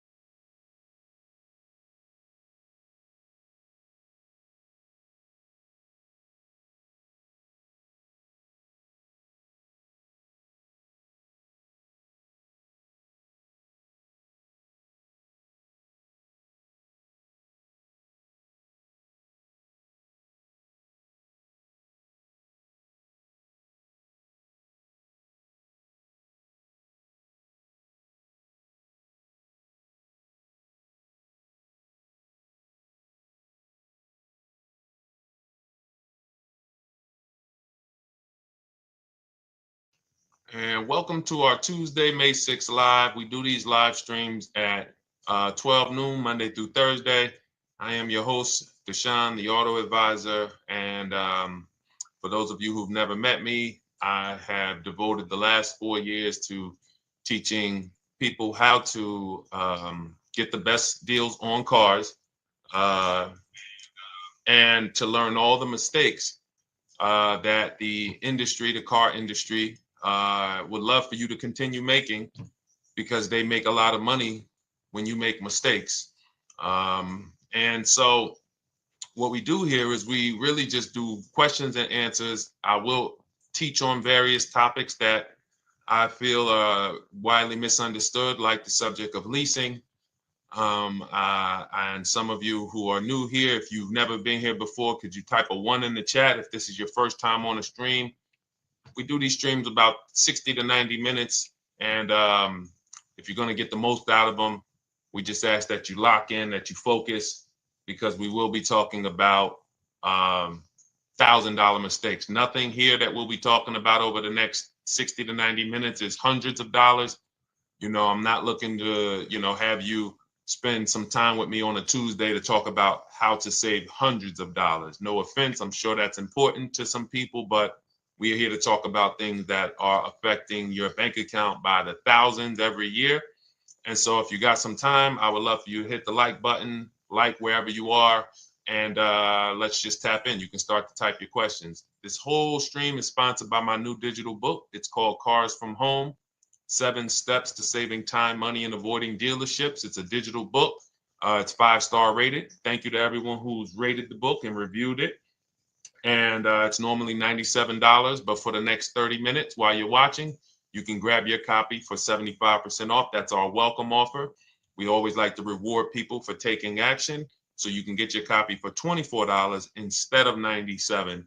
And you can just head to my TikTok bio. You won't leave the show, my Instagram bio, the Facebook comments, or the YouTube comments, and use that link to get your welcome offer, and you'll have everything we teach. So as we go through this for the next 60 to 90 minutes, if you're like, whoa, Deshone, this is a lot. Wow, this is a lot. You can grab the book and make sure you have everything that I teach and everything in a step-by-step format. Okay? So I have my man Dolan moderating. Good afternoon. Thank you, Johnny Miller. Good to see you, Lil G. Again, guys, we are live. This is our Tuesday, May 6th live. We're live every Monday through Thursday at 12 noon. But we do rebroadcast these throughout the day. For those who cannot make them, you can watch the rebroadcast, or if you got to go back to work, we'll be rebroadcasting it for the rest of the day until our show tomorrow. All right, so let's start with the questions. You can feel free to get into it. Okay, do you have to get the extended warranty? This is a great question. This is car specific. A Honda, Acura, Toyota, in most cases, have always had low cost of maintenance and their parts are inexpensive. When you're buying an extended warranty or you're considering it, it is a risk product. It's an insurance plan. So that means you can pay for something and not use it, just like car insurance. You don't necessarily use your insurance until you have an accident. Same thing with an extended warranty. It's an insurance policy. So what you're trying to do with any insurance is see what is the likelihood that what I'm paying for this is going to exceed the price if I did need to use it. So in the case of a vehicle, when you're trying to determine what should I get an extended warranty, there's 2 things that are important. Does this vehicle that I'm purchasing have a high likelihood of things going wrong? We know, and some of you have had cars with histories, and we know there are certain cars, they tend to have things go wrong more than others. And what I like to do is go right to Google and type in repair cost, because this is the second item that we are looking at. We're looking at average repair cost. So if you're buying a 2010, a 2015 Nissan Altima, 2018, Hyundai Sonata, you go right to Google, you type in 2018 Hyundai Sonata average repair cost. Now, if you see that those typically go on the lower side, then that can take a lower set of risk where you might say, all right, likelihood of these things going wrong on this car is slim.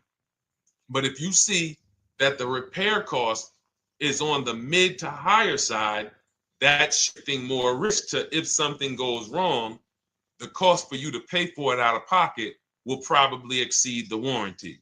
So when I work for Mercedes-Benz, who's new here? Type a 1 in the chat if this is your first time on a stream with us.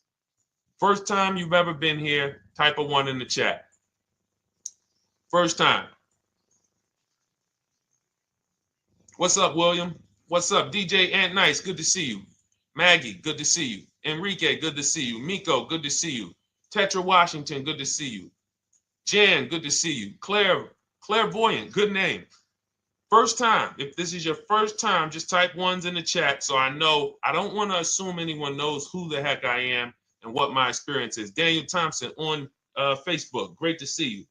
So I worked for Mercedes-Benz for 5 years, General Motors for 5 years, and I ran my own brokerage, my new car brokerage, called Cars from Home.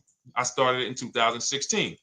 Now, when I worked for Mercedes, when people were purchasing a Mercedes, what I would tell them is buy as much warranty as you can afford.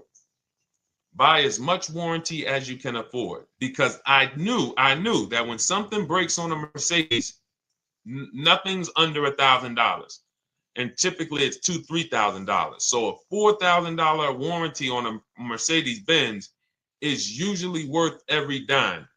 But at the same time, we have cars that, again, less likely for things to go wrong. And then when things go wrong, if they go wrong, they can typically be repaired inexpensively. Good to see you, Arms Reach. Welcome on Instagram. Shout out to the people checking in live. Great to see you all.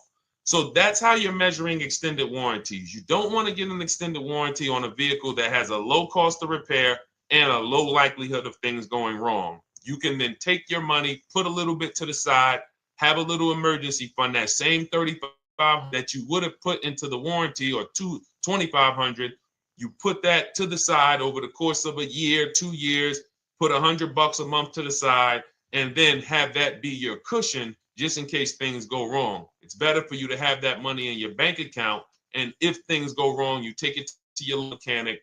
You must have a local mechanic. You guys know I swear by local mechanics on cars that don't have warranties. Even if you have a Mercedes-Benz, a BMW, an Audi, something that is typically harder to work on and takes more of a specialized engineer, there are still plenty of places that have those. I mean, there's shops where they used to be Mercedes-Benz techs. Now they have their own shops.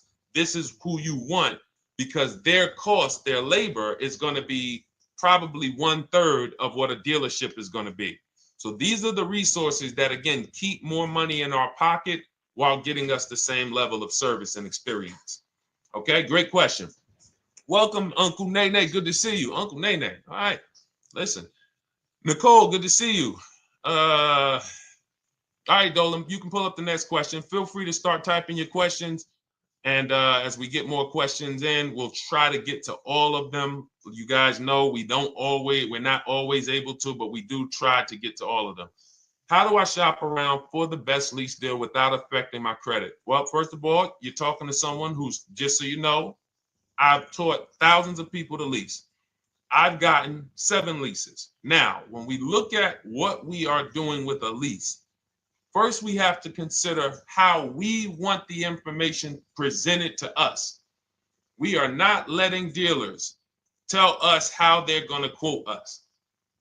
We are telling the dealers how to quote us. So we are going to have all our quotes. Thank you to everybody hitting the like button. I see you. I appreciate you. And shout out to the sharers. As I see people who share, I always like to give the shout outs to the people who share this broadcast with their friends and their family. And thank you to everyone who's giving gifts on TikTok and Instagram. Appreciate you all. So what we are doing when we're telling a dealership, you give us a quote with first month's payment only out of pocket, 12,000 miles per year, and put all the taxes and fees into the payment, assume tier 1. So we are presenting it now in my book and in my Shop with Deshone programs, my video checklist. I have all the templates. If you're going to do this yourself, you just need to remember how you're presenting this. You can call around to dealerships, because there's 2 ways to do this. Shopping from home. Cars from Home is about showing you guys, and I'm going to be showing you guys a ton of payments. And listen, I don't want you to feel bad, because some of you are going to see that you've left a lot of money on the table. Part of what I have to do here, and I've been doing it for 3-4 years now, is I have to tell you the bad news. For 3 years, I did a masterclass called Everything You're Doing Wrong Buying, Selling, and Leasing Cars. We put probably over 15,000 people through that masterclass. But those were people who were willing to hear the bad news They knew, Deshone, I got to hear the bad news to get to the good news. So as I show the difference in the prices that we get and the people who listen to me get, more than, forget about me, the people who are like you, the people who are on a live, saw a video, and then took action and learned and use our processes, the results they get compared to what you're getting. You're going to see, wow, they're saving $3,000, $5,000, $7,000, $10,000 more than me every single car. And so the Cars from Home system is about bidding. It's about turning your car purchase into a bid. You're no longer begging. You're no longer going into a dealership and begging one dealer to sell you a car, and then you go to another dealer and beg them, sell me this car, please take my money, please take my money. Meanwhile, you're not seeing the entire market and the people who would compete to get your business and gladly give you the service that you deserve by giving them a $30,000 to $50,000 to $100,000 transaction, which is what your car purchase is.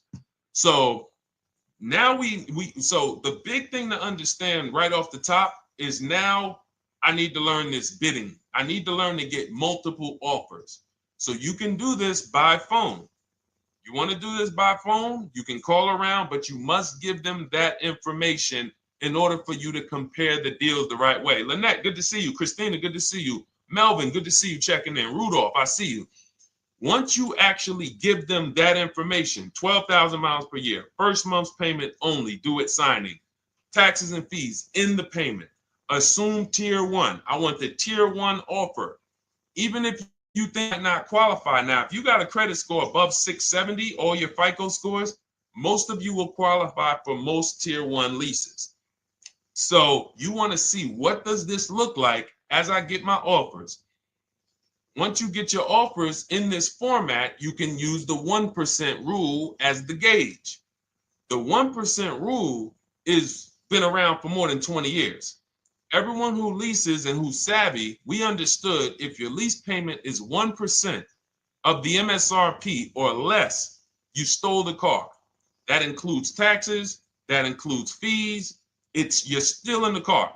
So example, we're looking at a $30,000 car, Hyundai Sonata or a Hyundai Elantra, $30,000 car. When we shop all our offers, if that lease payment is $300 per month, with only $300 due at signing. In other words, I show up, here's $300. Good to see you, GDTV. Thank you for checking in on YouTube.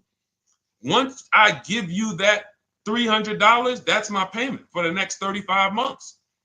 So that's a very, very low percentage of the car you're paying. It's a 1% rule. Now, in order to get a 1% lease, you need a great lease program, which means the bank has to be supporting the car, rebates, incentives, and then you need the biggest discount, the dealer who's going to give you the biggest discount. Now, one of those we can control. One of them we can't. Which one can't we control? And for those of you who are new here, we don't play around here. But my people who are moving, and again, I'll show you, like a lot of people, we got a lot of people who've been following us, using our processes. They're locked in. They're not casually on a live here. We're not casually here talking. They are locked in. Like, boom, okay, I hear you. They're answering, they're typing, they're not, vacuuming in the kitchen and trying to hear. You can't do. We're talking about your second most expensive purchase of your life. It's going to be, you got to lock in. You got to challenge yourself to block out the distractions while we're on this stream, because this is your money. And if you don't take your money seriously, the car salesman will take your money seriously. Oh, I like that. Praise the Lord. God is good. You don't take your money seriously, the car salesman will take your money seriously. Man. So, all right, now somebody remind me the question I asked. I got so happy about that little catchphrase that I forgot who we were. So I know we were discussing, okay, we're talking about the 1% rule. So now, one of the things we can't control is the bank. We don't know what the lease payment, what the lease program is on a car. So when we shop cars, We are going to now look at multiple offers, and here's what you're going to see. Now, I'm going to show you an example of how we know or how we expose where the dealers are concerning pricing. Now, you can't see this on TikTok, but on YouTube, Instagram, Facebook, you guys can see this. I'm going to tell you guys about it. YouTube just doesn't let us do the same type of stream. But this is a particular Infiniti that we shop for. We have offers ranging, this is a $61,000 vehicle. We have offers ranging from $680 per month, which is a 1.1% lease. So a $61,000 car, $680 per month, that's 1.1%. We divide the monthly payment into the MSRP. Now, we can see here that there are some offers already from dealers that are almost $900, $889 per month.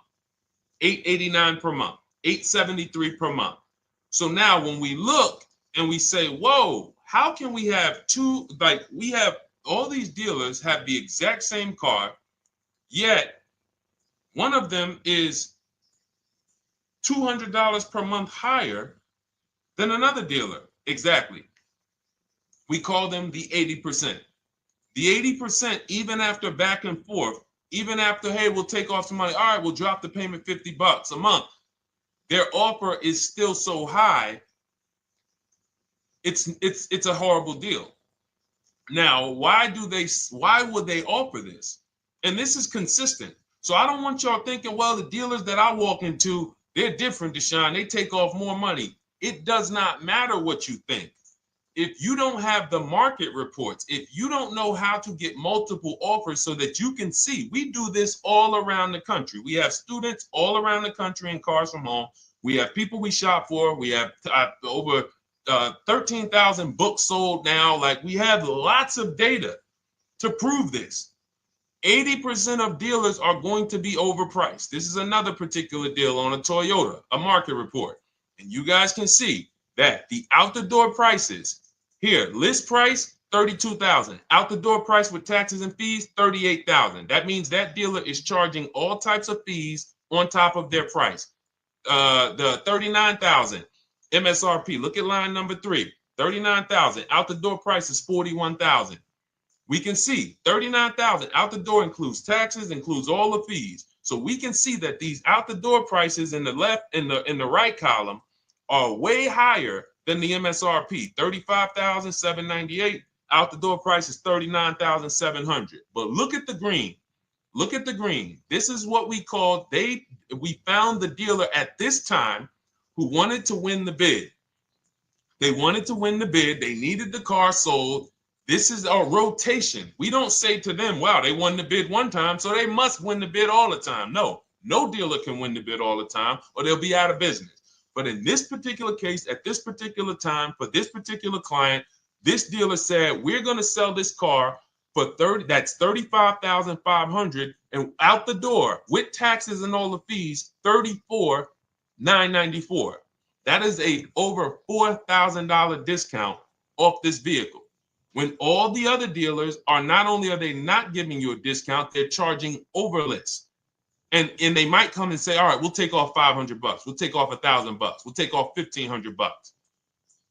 They might start so high with you guys that you think, wow, they started up here and I talked them down. They took off $3,000 from me, but they already were $3,000 in fake fees, protection plans, and all of this padding, dealer adjustments, which is fake fees.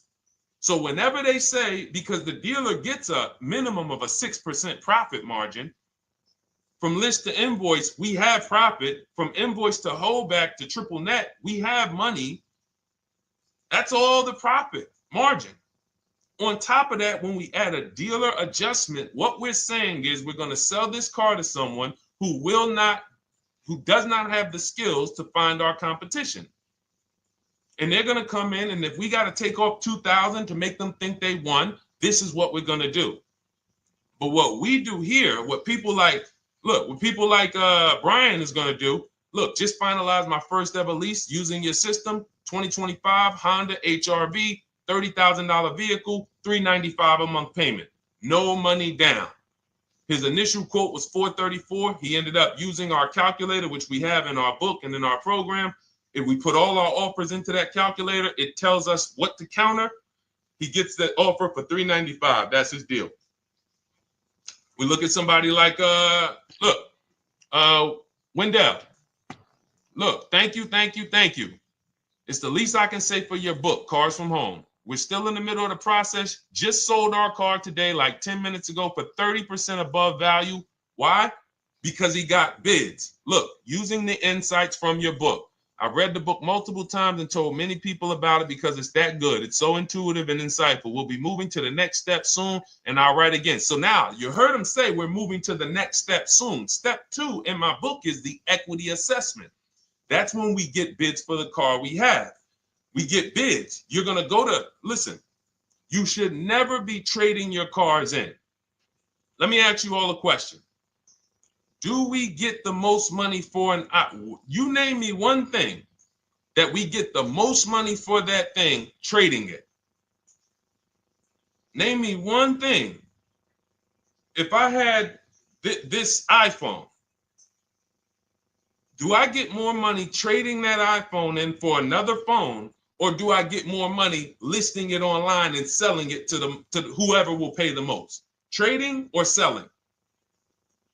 Let's go. Who's locked in? Tax advantages are very small. I understand you, Ronald, but the tax advantages, we have people that are selling their cars to cash buyers for $3 to $5 grand more than what they can get on trade. A tax value, a tax advantage for the difference is not, it's minimal. Exactly. Thank you, King Carter. You listed. So the money is in the bids and the competition. So going back to this person who asked the question, how do I get the best deal on a lease? It's going to be through multiple offers. That's my 2 favorite words. I would wear them on a shirt if I didn't wear unlearn, relearn. Because more than multiple offers, I need you to unlearn. Because the people who come with bad information from years, Deshone, this is not how my uncle taught me to buy cars. Deshone, this is not how I ever heard about getting cars. I was always taught just go in and just don't tell them about your trade and then ask to see the invoice and all of this stuff. That's what I was taught. Yeah, but you're not going to get the prices we're getting until you unlearn all of that bad information. Bidding is how we buy everything. When we go into the supermarket to get spaghetti sauce, all of those companies are bidding. They're bidding. Hey, listen, we'll sell you this for $3.99. Hey, we'll sell you this for $5.29. But we got a better product. We got quality. Look at us. Look, it's all bids. Everyone who wants to sell us something is competing, except car dealers. Y'all notice that? So the mindset that y'all got to have if y'all want to really win and save all of this money and get these huge discounts is I'm going to start purchasing and leasing cars like I buy other things. It's going to be a competition. And I promise you, your whole life is going to change. Your entire car buying experience will change forever. You will be sitting here just like my man Ken, graduated, $585 a month payment, no money down on his Nissan Murano Platinum, $50,000 vehicle. He's paying $585, no money down. $50,000 vehicle. How much would a $50,000 vehicle cost us on a loan if he purchased it? How much would a $50,000? Some of you know every $5,000 is how much per month. Let me see who's locked in. Who's locked in? Every $5,000 is how much per month on a loan. I see you, Daniel Thompson. Check in. Good to see you, Dane. Thank you for breaking it down with complete truth. Keeping eyes wide open to know what to exactly expect. There you go, Dane. Welcome. Glad to have you here. We do not play around when it comes to this. All I want you doing is winning with cars, in love with your deals every time you get a car. All right, nobody knows the 5,000. How much is every $5,000 on a car payment? Come on, y'all. These are principles we've been teaching. Thank you, Daniel. $100. Thank you. $100. So we always want to default to a 5-year loan. I'm going to tell you why. when you default to a 5-year loan, you're in a safe position.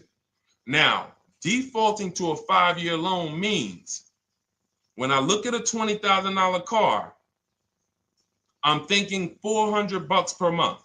5-year loan, every $5,000 is $100 per month.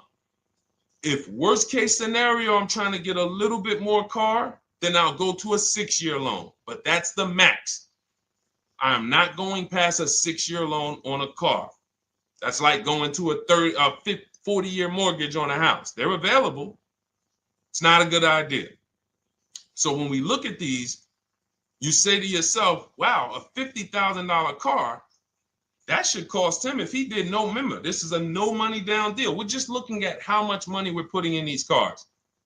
That car would cost him about $1,000 a month if he purchased it, 5-year loan, no money down.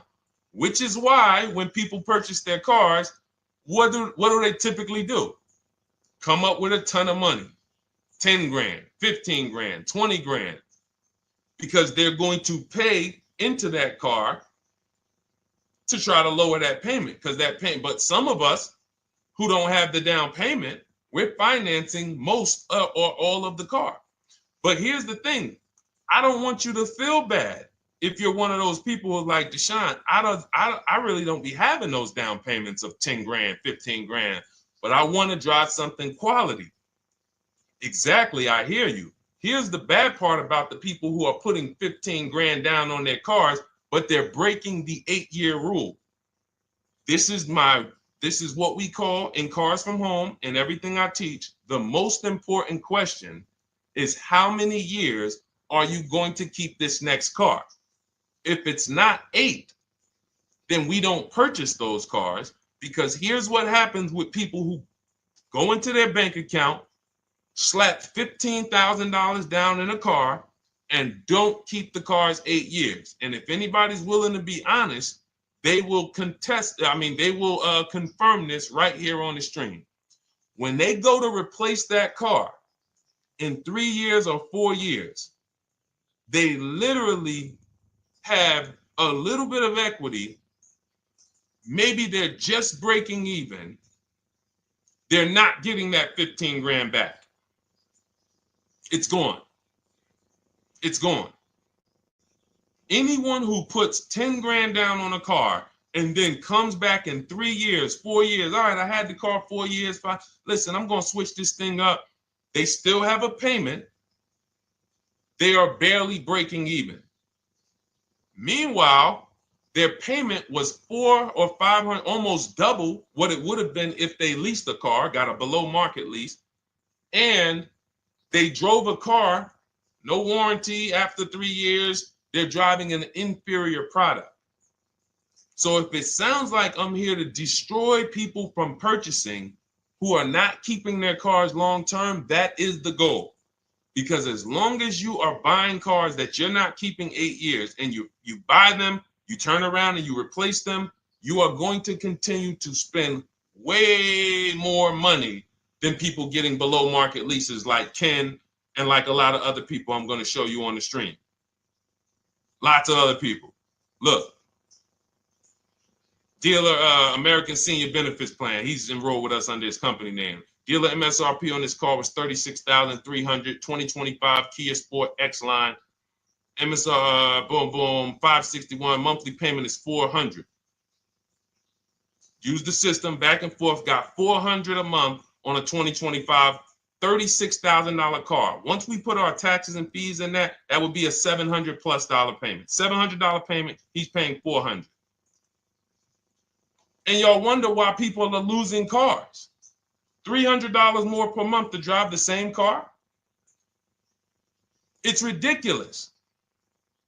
Imagine somebody like you, when you learn, now you're pulling up. I'm going to tell y'all one more story, and then we'll go into some more questions, because you might not remember what I'm saying. So those of you who have the book, you got this for the rest of your life. But you will remember, hopefully, a story. I'll tell you about my neighbor. So my neighbor finds out that I'm into this car business and that I educate. And he said, hey, Deshone, I was watching some of your videos, and I come across this 8-year rule that you teach. And his wife had actually had a Kia Telluride. Popular vehicles, probably been one of the most popular SUVs, that the Palisade, since 2007, 2019. Super popular vehicles. People were charging $5,000 over sticker for them during the pandemic. People were paying it. We were getting them at discounts. Now, his wife totals the truck. She has an accident, totals the truck. She's fine. Truck is totaled. He was financing it. He said, Deshone, I see this 8-year rule thing, man, and I don't keep my cars 8 years. I said, okay. He said, so I'm thinking I should, like, you're saying I should be shopping for a lease on my next one. I said, exactly. I said, make sure you get multiple offers, because if you just walk in and say, hey, work me up a lease, they'll give you the same payment you had on the purchase. And then they'll tell you something ridiculous that they want you to believe, like, hey, the lease is the same price as the purchase, so you might as well just purchase it. And people believe this stuff. Now, I said, you get multiple offers, stay at home. He calls me, he says, Deshone, I got the new version of the Telluride, new. I'm paying $479 a month. He's $497, and then he said, I think he put down like $1,000, bring it down to $479. $497. He was just paying $800. Do you think anyone can tell him anything about leasing? He's pulling up in the same exact truck. In fact, the newer version. He knows he wasn't going to keep the car long term anyway. He's not going to pay it off and then keep the car and have a paid off Kia Telluride for 10 years. That's not what he does. He keeps them 3 years, 5 years, 7 years, and then he replaces them.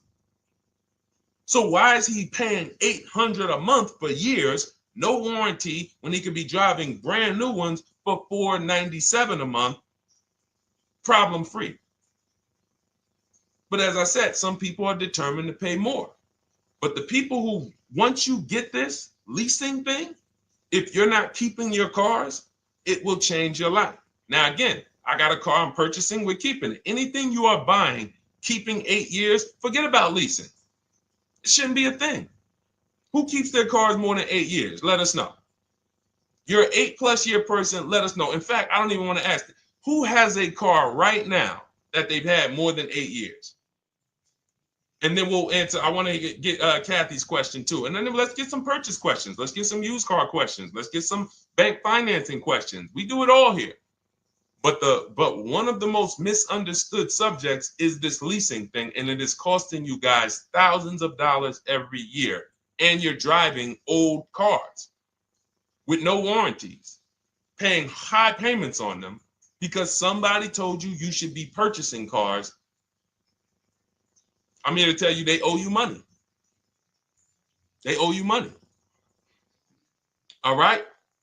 So who has a car right now that they've had more than 8 years? Let us know. How many years have you had it? And by the way, for those of you who just joined, this is our Tuesday, May 6th live. We are live every Monday through Thursday at 12 noon Eastern time. So for those of you who are here catching us live, that's when we're live. We will rebroadcast this and replay this show throughout the rest of the day for those who could not catch it, or if you had to jump off, go back to work. You're like, oh, I got to go back to work. You can catch it on the replay throughout the day. But we are live Monday through Thursday at 12 noon. So welcome to the people who are here. EJ, driving a lot of miles does not matter. Let me break this down for you. So right now, let's go to somebody who else has a lease. Let's look at, because who's heard with leasing you can't drive too many miles? Who's heard that, right? Type me if you've heard that. Let's go. Type me if you heard that. Come on, where's the locked in people at? I see Kathy, I see EJ, I see DJ Ant Nice, I see XP. All right, I see Mr. Slim. Welcome to the community. I see Rhonda. All right, where are the locked in people? Instagram, where we at? Locked in. All right, dang, I see you. Jamel. All right, perfect. So, Sherry, I see you. Sherry Baker on TikTok. So you've heard, oh, you can't drive a lot of miles with a lease. Let's be clear here. You choose the mileage on your lease. It's not selected for you. In fact, the only time it is selected for you is if you don't realize you choose it. That's the only time they're going to choose your mileage for you. If you go in and you do something like, hey, work me up a lease deal, they're probably going to work you up a 10,000 mile a year lease deal. And they're probably going to say, hey, you need $3,000 down, and this is going to be your payment. And next thing you know, it's a high lease, and it's just terrible. Happens all the time. We tell people how to quote us. First payment due at signing, taxes and fees in the payment. So now let's look at a lease, and let me show you what it would look like. So this is Val Boss Lady. She's in our Shop with Deshone program. Everything that you guys know that we're talking about here, if you're like, hey, I really, really want to go deeper, I want the step-by-step, the blueprint, that's my digital book, Cars from Home, 7 Steps to Saving Time, Money, and Avoiding Dealerships. Normally $97. You get a welcome offer. It's 30 minutes because I want to see you win, and you get 75% off for 30 minutes. If you go to my TikTok bio, Instagram bio, YouTube comments, Facebook comments, click those links, and then click that one that says $24 welcome offer. 30 minutes only, reward for taking action. You have everything we teach, the low market leases, the low market purchases, used cars, bank bidding war, making banks and credit unions bid, all of that, $24. You can, somebody emailed me yesterday, said, I'm $15,000 up with what I've learned from you already. And so if you can get it for $24, you can save tons of money for the rest of your life on a $24 investment. In this case, Val's in our, she's more of a wants to do it with me type. Videos, checklist, she doesn't want to read. That's our Shop with Deshone, do it with me program. I coach people. And so she gets a deal on this particular car. Same information, by the way. Not better information here than the book. It's just different learning styles. So she gets a $51,000 electric vehicle, 2025, beautiful vehicle. She's paying 1.16. So her payment on this car, on this $51,000 car, let's continue to make sure we understand the price of these cars. $51,000 car, her payment is $591. No money down. Now, some of you might say, wow, if I got $591, I'd probably put like $3,000 down, bring it down to $499. You could do that. That's how we can do. We can do that because she already got an incredible deal. Then we're just determining how we want to structure our payment. And thank you for everybody sending me gifts. I appreciate you. Thank you for all the badges. I don't take it for granted. And thank you for everyone who's hit the like button. Those of you who are double tapping the screen. Every time you hit something on TikTok, you like it, you double tap the screen, you keep running those likes up. We appreciate you. It does matter. It helps spread the word. So let's say Val wanted, she's a high mileage driver like EJ. Let's say, EJ, how many miles per year do you drive? 20,000, 25,000? Let us know. I'm gonna show you why. In my book, I have 2 strategies for high mileage drivers. I'll tell it to you guys right now. How many miles a year do you drive, EJ? 25,000, 20,000? Those are both high. Let us know. Or if anybody, else, because, anybody else who's a high mileage driver, let us know. How many miles? 26. All right. Thank you, EJ. So let's just round that to 25 for now. Let's just round that to 25. So let's say instead of her $591 payment for a $51,000 car, now you could shop for a $30,000 car and you can have a 1% payment. If it was, a similar deal, you'd be paying $300 a month. In her case, she has a $51,000 car. She probably wanted a nice SUV that looks beautiful, that some other people are paying $1,000 a month for. She's paying $591. But if she wanted to bump it up to 15,000 miles a year, she'd be paying another $30 more per month. She'd be paying $620. Now, if she wanted to bump it up to 20,000 miles per year, she'd be paying probably another $80-90 per month. So she'd probably be paying $700 to drive 20,000 miles per year. Now, let me tell you guys, because some of you guys who are like, yo, man, those payments are high. We're talking about $50,000 cars here. So if you were shopping for a $30,000 car or $35,000 car, naturally, if we took the same exact numbers, let's take a $35,000 car, 1.16 lease. That's a 406 payment, probably $399. So now, in order to go, and let's say you're a high mileage driver, just like EJ, you want to add another 15,000 miles to your lease. You're probably going from 400 to 550 or 575. But you have all the mileage you need. And here's the beautiful thing about that. If I'm paying $175 more per month, but I get all the mileage I want, and when I drop this thing off, I get a new one, I don't have to worry about negative equity, and I put no money down. That is way better than what most people are doing out here, what everyone's doing. Because I'm gonna tell you what most high mileage drivers do who don't put money down. They will go in, buy a car, take a super long loan, 6 years, 7 years, just so they could afford the payment. Now, here's what happens. They drive the car, they put 25,000 miles a year on it. They come back in 3 years or 4 years, and they say, wow, I got 100,000 miles on this thing already. Let me go and swap out the car. What situation are they in at that point, guys? You put 100, you got a 6-year loan, average loan. You drove 25,000 miles per year. You put 100,000 miles on the car in 4 years. You come back, you still have 2 years of payments left. 15 grand negative equity. I used to see it all the time. Thank you, I am rich. Locked in on Instagram. I see you. Locked in. See it all the time.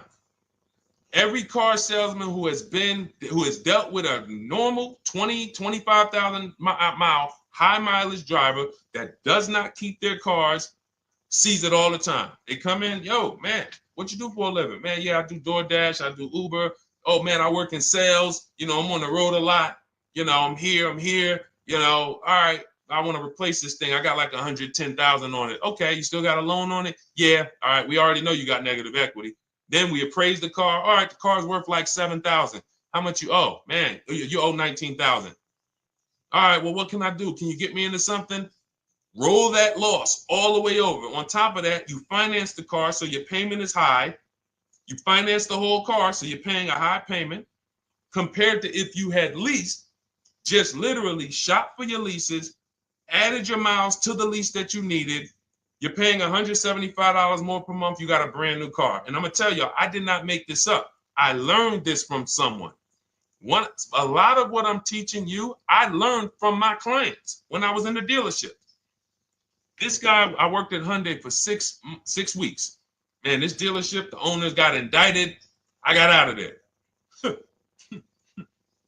Way before the owner got indicted. It just had straight up highway vibes, like the worst you could ever imagine. As I was in there for 6 weeks, I was a manager. I enjoyed being a manager. We did a lot of deals in my department in 6 weeks. But I said, I am out of this place. Anyway.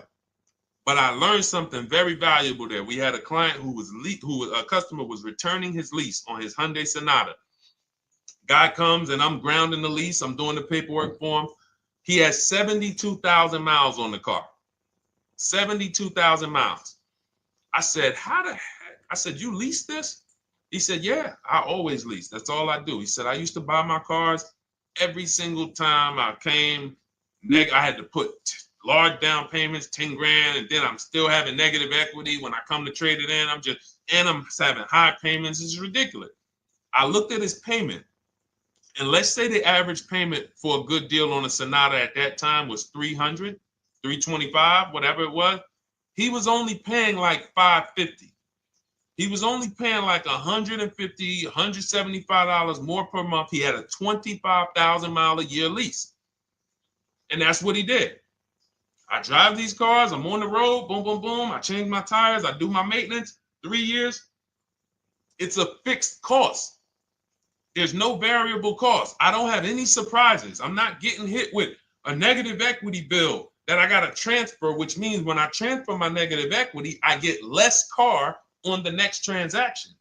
Because if I got to bring over 15 grand of negative equity, that's probably 300 a month that I'm paying for my old car when I get my new car.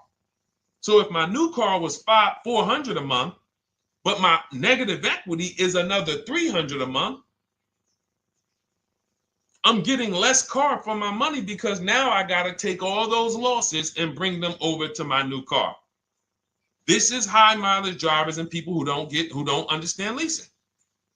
That's why you're losing so much money. And when you just flip the switch and realize Deshone is not talking to me emotionally, I am not talking to you about never do this, like these other people who say this, do this. This is how you buy a car. They never talk numbers.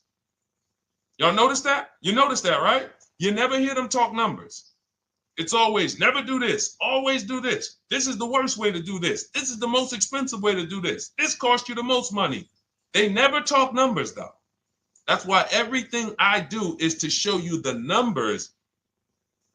Thousands of transactions since 2006 in the car business, helping people the last 4 years all around the country. This is the numbers that they might not understand. So if you're not keeping your car 8 years, it does not matter if you drive 20,000 miles a year, 25,000. You should be looking at a high mileage lease. Or my second strategy for high mileage drivers is this, because some of you want a nice car. This is for my people who you're like, man, Deshone, I'm on the road. I got my car that I do my work in. I kind of, slep it around. I don't really want to lease something and then put, that wear on it. I got stuff. I'm throwing bags in the back, whatever it may be. There's a strategy we created called 2 cars, 1 payment. And what will happen is your first car will be a purchase. And if you have an existing car, you're going to keep that. So let's say you have a car now, you're driving a lot of miles, you're doing your 25,000 miles a year. You pay that car off. You keep that car, and then you go and you lease you something nice, regular mileage. So you might get a 12,000 mile a year lease, and then you drive 12,000 in your mileage car, 12,000 on your nice car.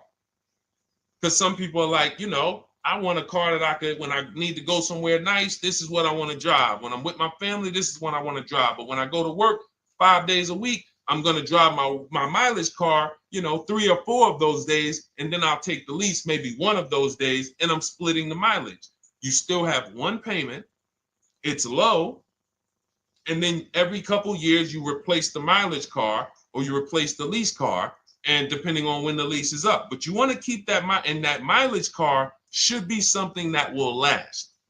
Ideally, something that you can get 200, 300,000 miles a year out of that car, because that's what that car is there for. Man, I'm hopping in this thing, man. Oh, transmission went out at 170,000 miles. Go get you a rebuilt transmission, boom, boom, drop it in there for $2 grand, get another 80,000 miles out of that car, but you still got your lease car and you're just splitting the mileage. Both of those are short-term strategies for high mileage drivers. That is not for long-term people. If you're a long-term person, I keep my cars 8+ years, forget about leasing. You should just be finding the best deal, below market purchase, keep the car, something you can keep for 8+ years. You can put 30,000 miles a year on a car 8 years in a row. If you get the right car, and in 8 years, you got 240,000 miles, and then you replace it. Forget about leasing. This is only for you guys not keeping your cars 8 years. You're getting killed on depreciation. You're paying tons of money. This is you are the people who should be leasing. Okay?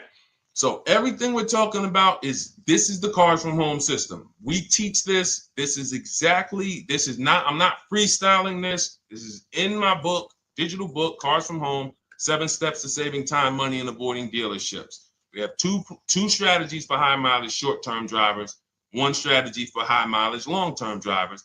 And so if you want your copy, you can get it for 75% off. That's our welcome offer to you.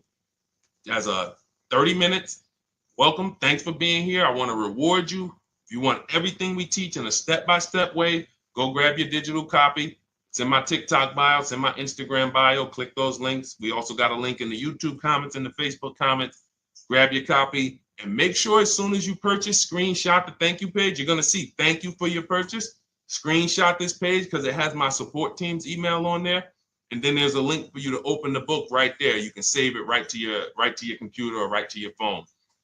Okay. But and we also have a special for those of you who are like Deshone. What about that, video checklist and coaching program? That's lifetime access to my video checklist. You're like, maybe Deshone, I don't really read. I like step-by-step videos.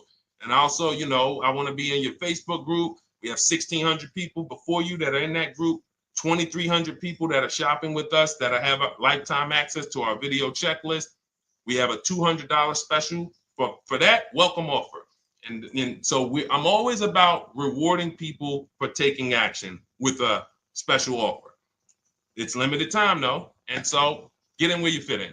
All right, let's keep it going. Thank you, Corey. Said amazing knowledge. Thank you.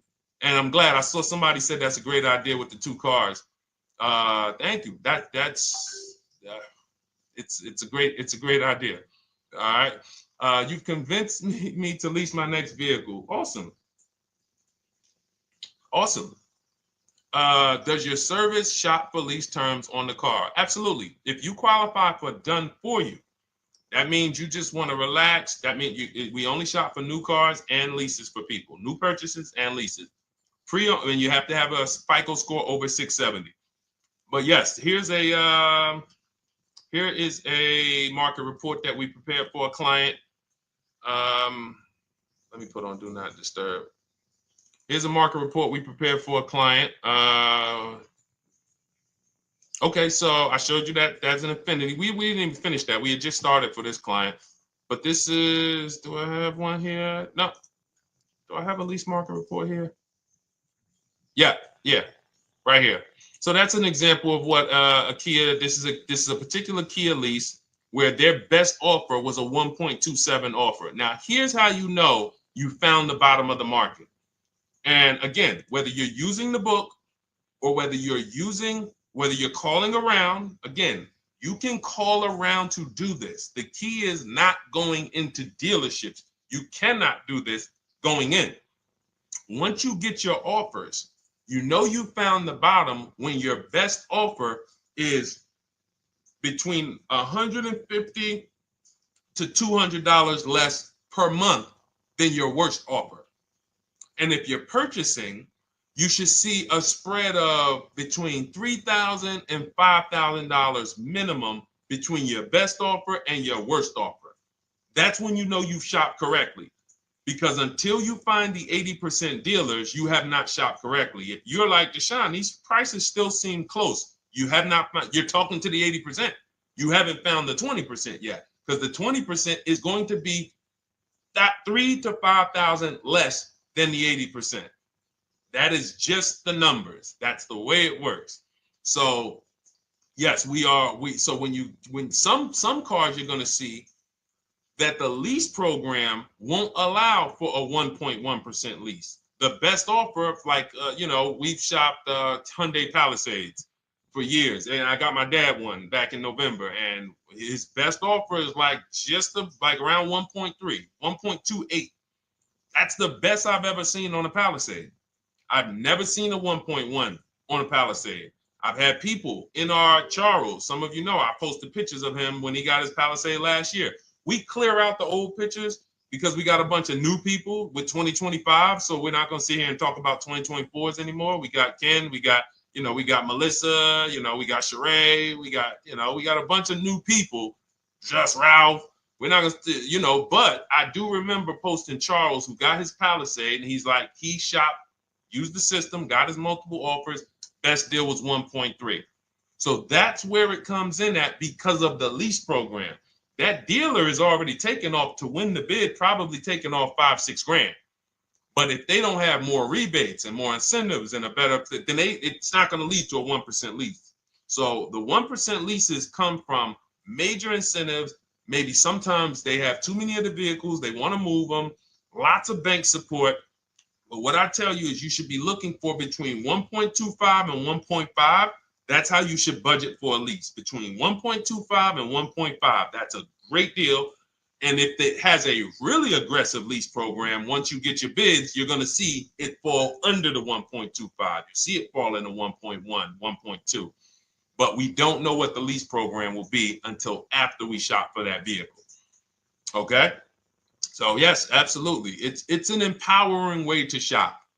It's also fun because you can see, man, I'm not begging anymore. Like these people are like, please do business with me. Please do business with me. And then you start to feel bad for everybody who's still in those dealerships doing it the old way because they're talking to the 80%. There's no way they can win. They don't even know there is an 80% to realize that's who they're talking to. So when the dealer says, all right, I'll take off $4,000, they're like, wow, I won. Man, the dealer took off $4,000. But if they saw the whole market, they would understand that that dealer actually is overpriced by $7,000, $10,000. So taking off the $4,000 means nothing. It's just sad. It's a sad thing. And that's why I spend my time trying to convert you guys from negotiating one-to-one to getting multiple offers so that you can see for yourself. All right. Thank you, Julie, name Richardson. Thank you for sharing.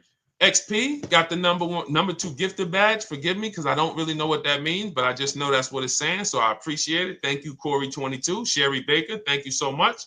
Number 1 gifted badge. All right, let's go to some more questions. We got some more questions. Dolan, I'm sure you got a lot of them. And what I'm going to do for the rest of the broadcast is just try to do rapid fire questions and answers. Okay. And if you guys want me to go deeper on any particular subject, then just feel free to say, hey, could you go deeper on that? How do you get a car loan with bad credit? Well, we have a resource. It's not our company. We have nothing to do with them. But we always try to stay up to speed on who's financing people with bad credit, because the goal is you don't want a dealer controlling your financing. Somebody just came up to me. He's a neighbor. He's like, aren't you in the car business? I said, well, yes and no. He's like, well, listen, I got a connect to Acura. Anybody you send me, they get anybody approved, I'll give you $1,000. I said, okay, cool. Thanks for the information. For them to give me $1,000 just for sending the customer, and he's also a middleman, he's not a salesman, how much money are they making on the customers? If they're going to give me $1,000 just for sending someone with bad credit to them, how much are they making on the deal? Arms Reach, congratulations. Just got my book. You use it when, please send me your email testimonial. Well, as you use it, just as you do your equity assess, everything, email me. Congratulations. How much are they making? We can imagine, right? If they're giving me $1,000 just for bringing them the customer. So this is what happens when you let the dealership control the loan. Because why do we separate? All right, I'm going to break something down I call the 3 pillars of great car deals. Three pillars. You can't get a great car deal without maximizing each pillar. And some of y'all that have been with us for 3 years, y'all already know the 3 pillars. First, who you buy your car from. Second, who you get your loan from. Third, who you sell your old car to.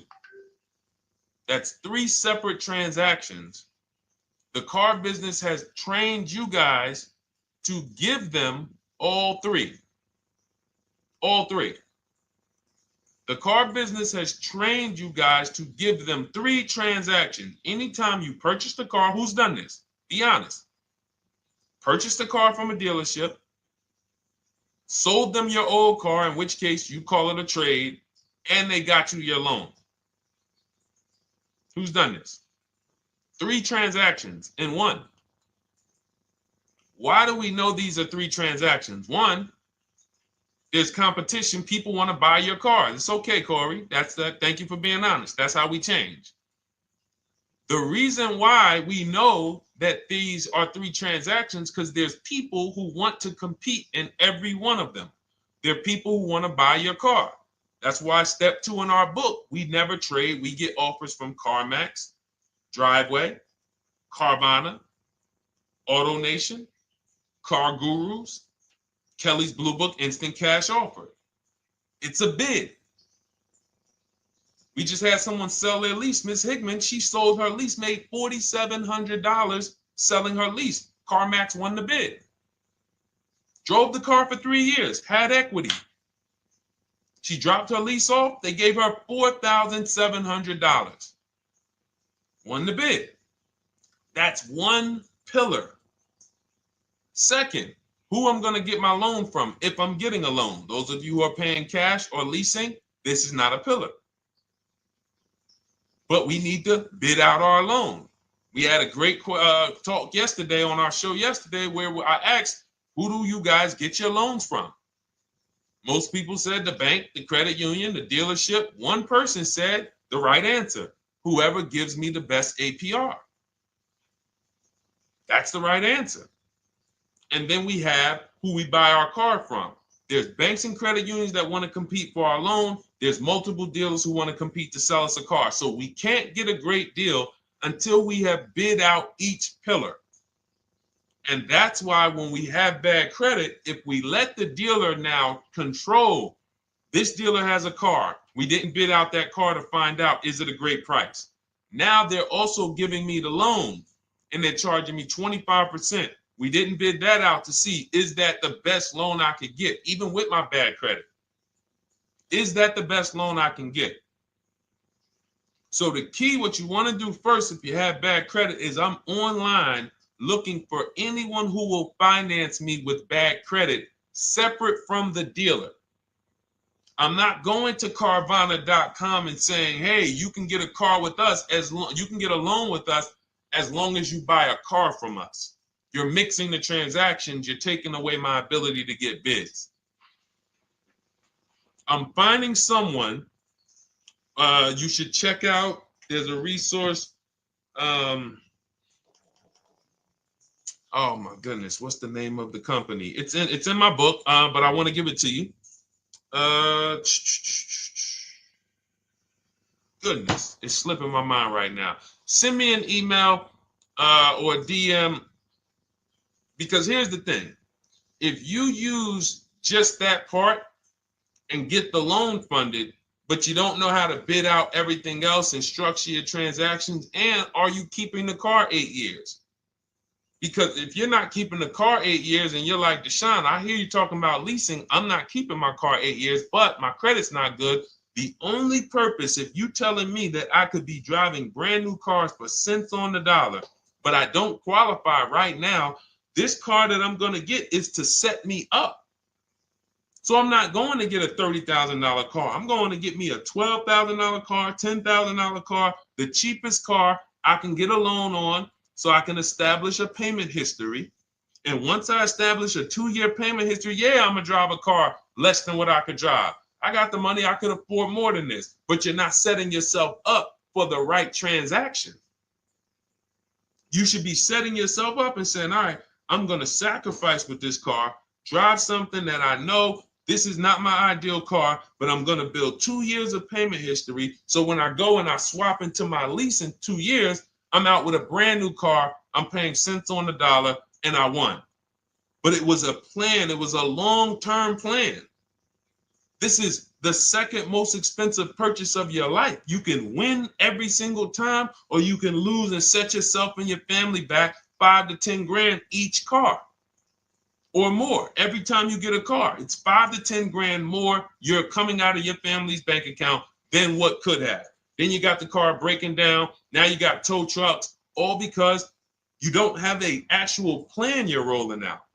And that's what I see a lot of people do with bad credit. Oh man, I got bad credit. I'm just going to go and get me something. I could afford $600 a month. And they go and buy the most expensive car.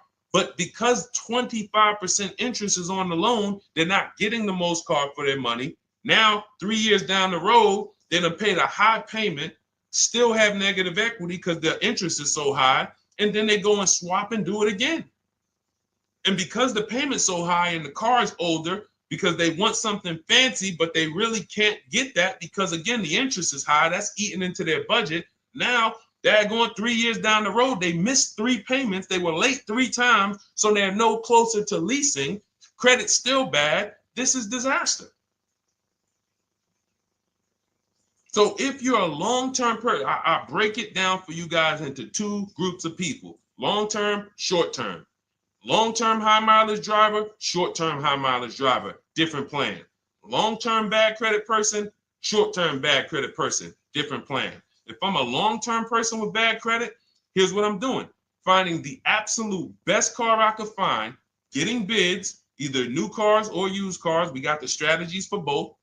You can use the marketplaces, cars.com, Car Auto Trader. We got a whole strategy for how we find used cars, but you find that car, you pay your loan of 20%, 19%, 18%, if that's the best you can get. Because here's what you're going to do. In 2 years, you're not swapping into a lease. In 2 years, you've established a payment history, you fixed your credit, and now what are we going to do? You got a quality car. You're not thinking about trading it. You're not thinking about replacing it. You're like, man, this is my car. It's a great car. I'm just paying daggone 20% interest. What do I do now after 2 years? Now that my credit is good because I got a quality car, dependable car, I'm focused on fixing my credit over 2 years. What am I going to do after 2 years? Anybody?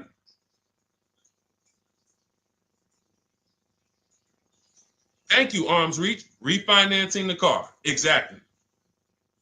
Exactly. So that's the bad credit long-term strategy. Great car, dependable car, car's not going to break. This car is going to last me 10 years. Right now, when I bought it, 20% interest rate. That was where my credit was. But I worked on my credit. Boom. I'm a 690 now. I'm a 720 now. I'm refinancing that into a short-term, into a shorter-term loan, and I won. Pay this thing off, and I'm going to keep it. Nothing to talk about leasing. Leasing only comes into play where the 8-year rule is concerned. I'm not keeping this next car 8 years. I should be setting myself up to lease, or I should be leasing. That's how I'm going to save the most money, keep the most money in my bank account, have the best car. Not even close. Not even close. All the wins for the purchasers are after 8 years. People are like, man, Deshone, I got a car, man. I had this thing 12 years, man. It's been paid off for 6 years. I ain't had a payment. I love it. Long-term purchaser. You won. You won. Who's in that situation? Who has a car outside that they've had for more than a decade? Paid off. You can give it to your son. You can give it to your daughter. It's an extra car. That's purchasing. That's the wins. That's what we call the reward stage of purchasing. But you got to get there. All right. All right. Let's go. A lot more questions. We got probably another 20 minutes. We'll stay on. So let's keep it moving. But again, Lynn Buzz. That's the company. Lend, LENDBUZZ. They started, I started seeing them about 18 months, 2 years ago, and they were loaning to people with, international students, people who didn't have credit. You want to try to find a place that will fund you independent of the dealership. That is what your goal is at all times. Independent of the dealership. Here, you qualify based on your income and your credit. You qualify for $18,000. Go find a car now. That is what you want. You don't want people mixing the bank loan with the car and two pillars that they are controlling. We're controlling the price of this car. We're controlling your interest rate. We don't want that. Yep, exactly, Cindy. For those who just joined, this is our Tuesday, May 6th live. We do these lives Monday through Thursday at 12 noon, so you can tell your friends, family. We wanted to now come up with a constant and consistent time where I can meet with you guys. If you don't have, if you can't stay the whole broadcast, we will replay these throughout the day because sometimes people got to jet back to work. They're watching us on the lunch break. You can catch up on the whole rest of the show throughout the day, all the way up until tomorrow, and then over the weekend, we'll play a whole compilation of all the shows for people who really want to dig in and hear all the questions that we answered throughout the week on, Monday through Thursday. But if you want to join us live, set your calendar, set an alarm, meet us on any channel. We're on TikTok, Instagram, Facebook, and YouTube on the Deshone the Auto Advisor channels, 12 noon, Monday through Thursday. All right. Let's go. Next question, Dolan. All right. What are your thoughts on purchasing used versus new? It's a great question, Kathy. For me, it's a matter of budget and values. It's only a matter of values if you can afford both. So if you can get everything you want in a new car for your budget, everything you want, everything that you need, and you can afford it in a new car, you have the option to choose both. So it becomes a matter of values. In my book, I teach, are you a person who's like, I want to reward myself. I only get a new car every decade. I'm going to keep this thing 10 years. I want the latest and greatest. Therefore, I'm going to shop and get the best offer, get me a below market purchase. Because y'all notice I always put in a caveat of a below market purchase, below market lease. That's all we're talking about here with Cars from Home. That's all we're talking about. You need to, every purchase you make or lease you get, you want it to be a below market lease or purchase. So now, if I could afford both, is it I'm going to reward myself with a new vehicle, or do I have these other values where I actually want to knock 20 to 30 to 40% off the price to get even more for my money? So that's really up to you if you can afford both. There's no right or wrong there. It's a matter of, like I said, the values. Now, some of you once you look at your budget, I have a tool in my book and in our video checklist, the coaching program called the Perfect Budget Calculator. We invented this, so it's not on Google.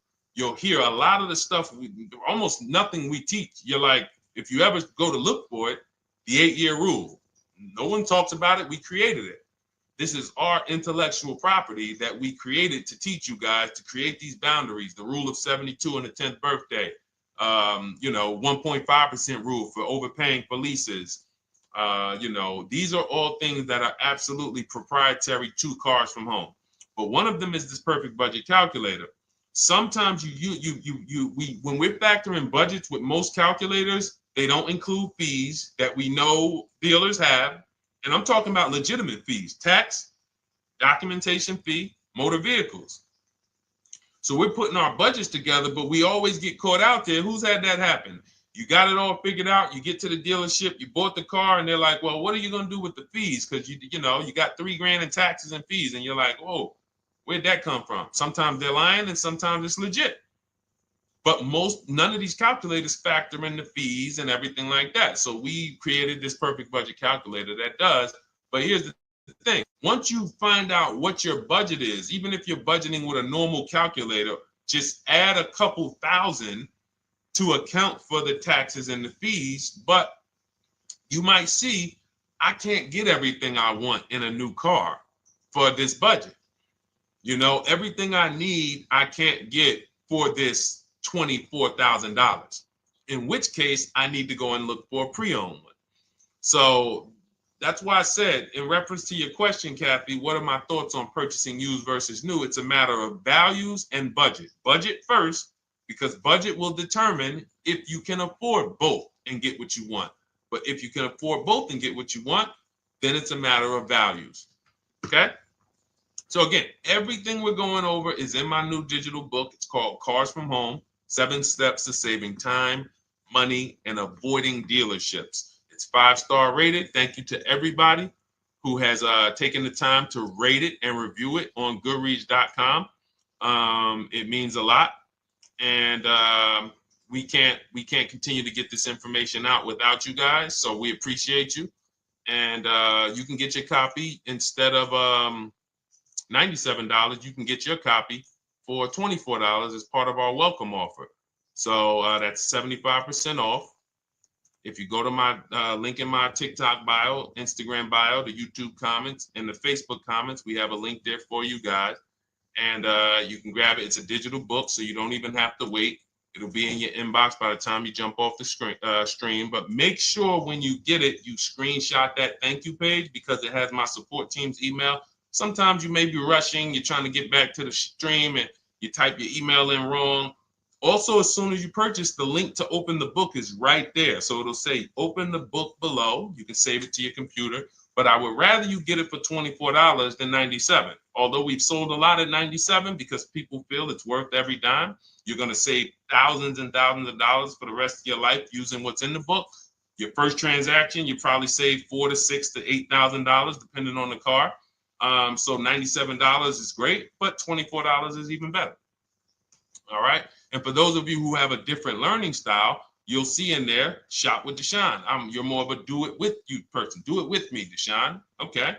We have lifetime access to shop with Deshone, and I coach you personally for 6 months. So we jump on Zoom calls twice a month. And some of you who may qualify for done for you, just do it for me. If you qualify for that, we have a welcome special for that too of $300 off. So get in where you fit. And those of you who are new or you're like, Deshone, I like what you're talking about, but I still don't trust you. You can start with our free cheat sheets. So just start somewhere so that you can start to reinvent how you're car shopping. Magley, how are you? Oh man, of course I remember you. Following for years. You actually were following me from the time God blew me up on TikTok. That was 2021. So I absolutely remember you and I appreciate you. And yes, it's so good to see you. Absolutely. Absolutely good to see you. All right, Dolan, we got a couple more questions. We got time for a couple more. Let's try to go as fast as possible. The discount for the book is not working. It says time ran out. It's 30 minutes. I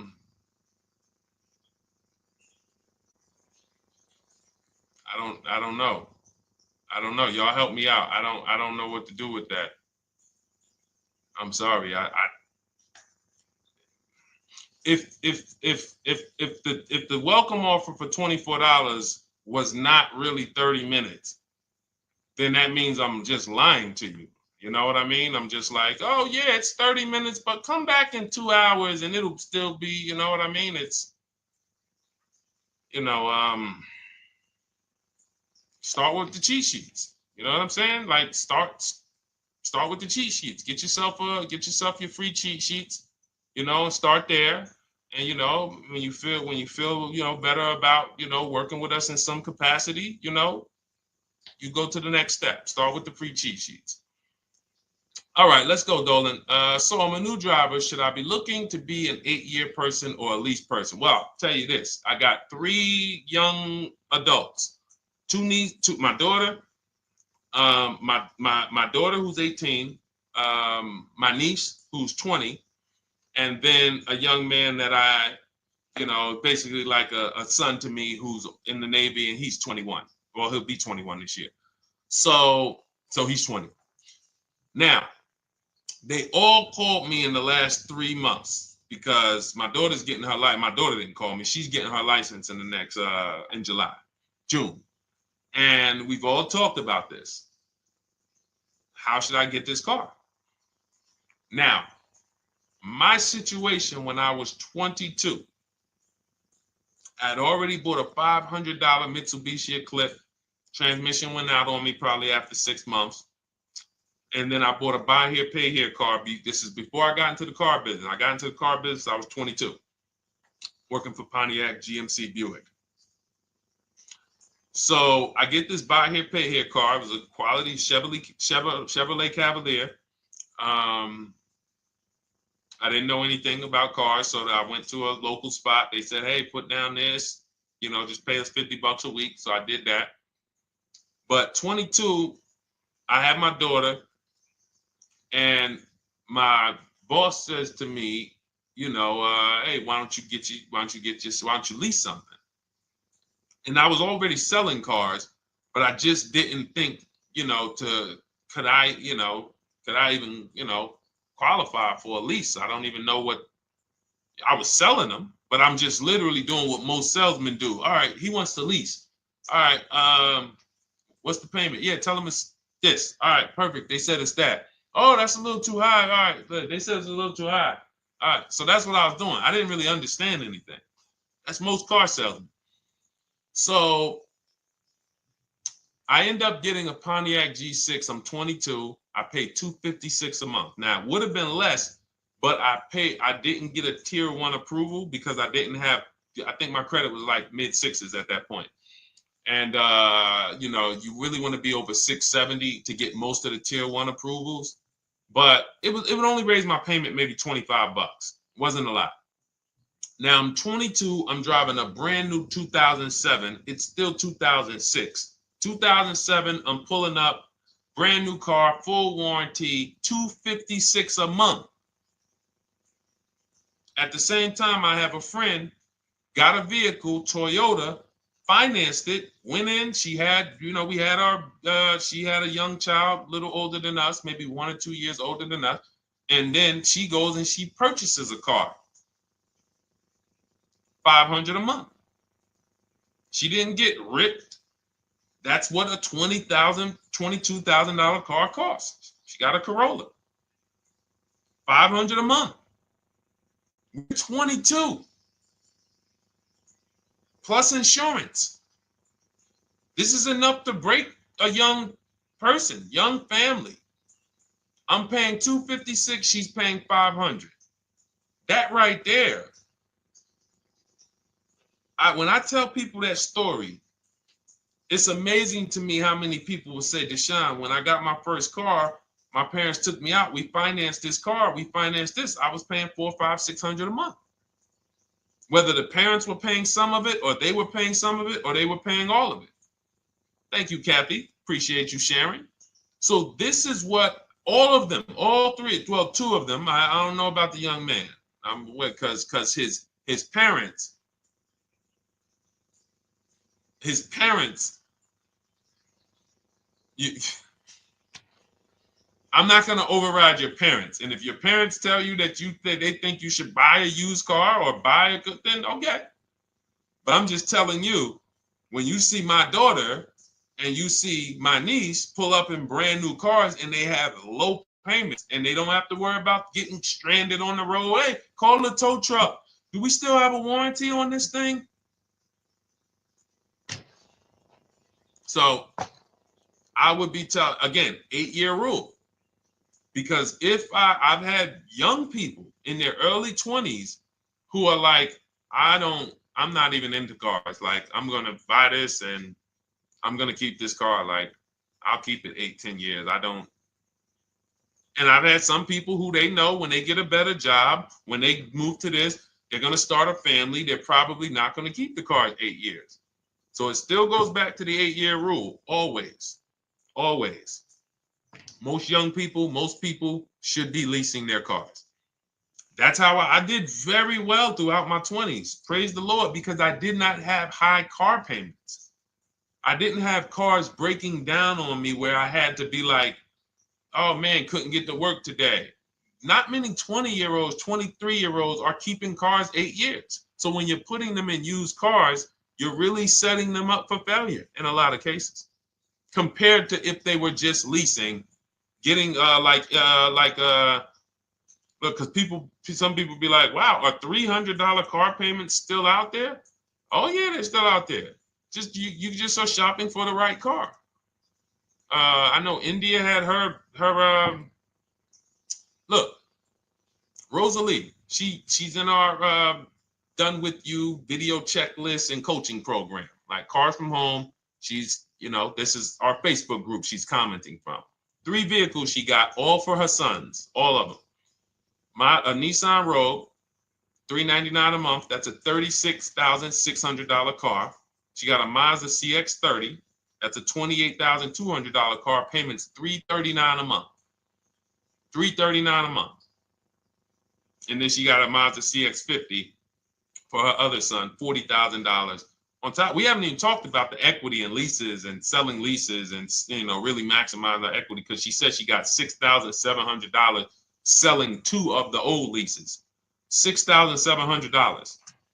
Drove the cars for 3 years, had equity, bid it out, sold 2 of them, $6,700. You're probably like, Deshone, I didn't even know you could sell a lease. My question is, how much has that cost you? So when you're looking at investing in anything we're doing, be it my book, be it Shop with Deshone, our video checklist and coaching, be it our Done For You program. One thing that we do covers everything. Your first deal, if you're moving, you're gonna be like, shoot, I got everything I just invested back times 10. That's what we hold ourselves accountable to. Just her equity alone, she made $6,700 selling 2 cars. Didn't even know I could sell leases, and I just put $6,700 in my pocket selling 2 leases. Whoa. So $300 payments. Those would be perfect cars for young people.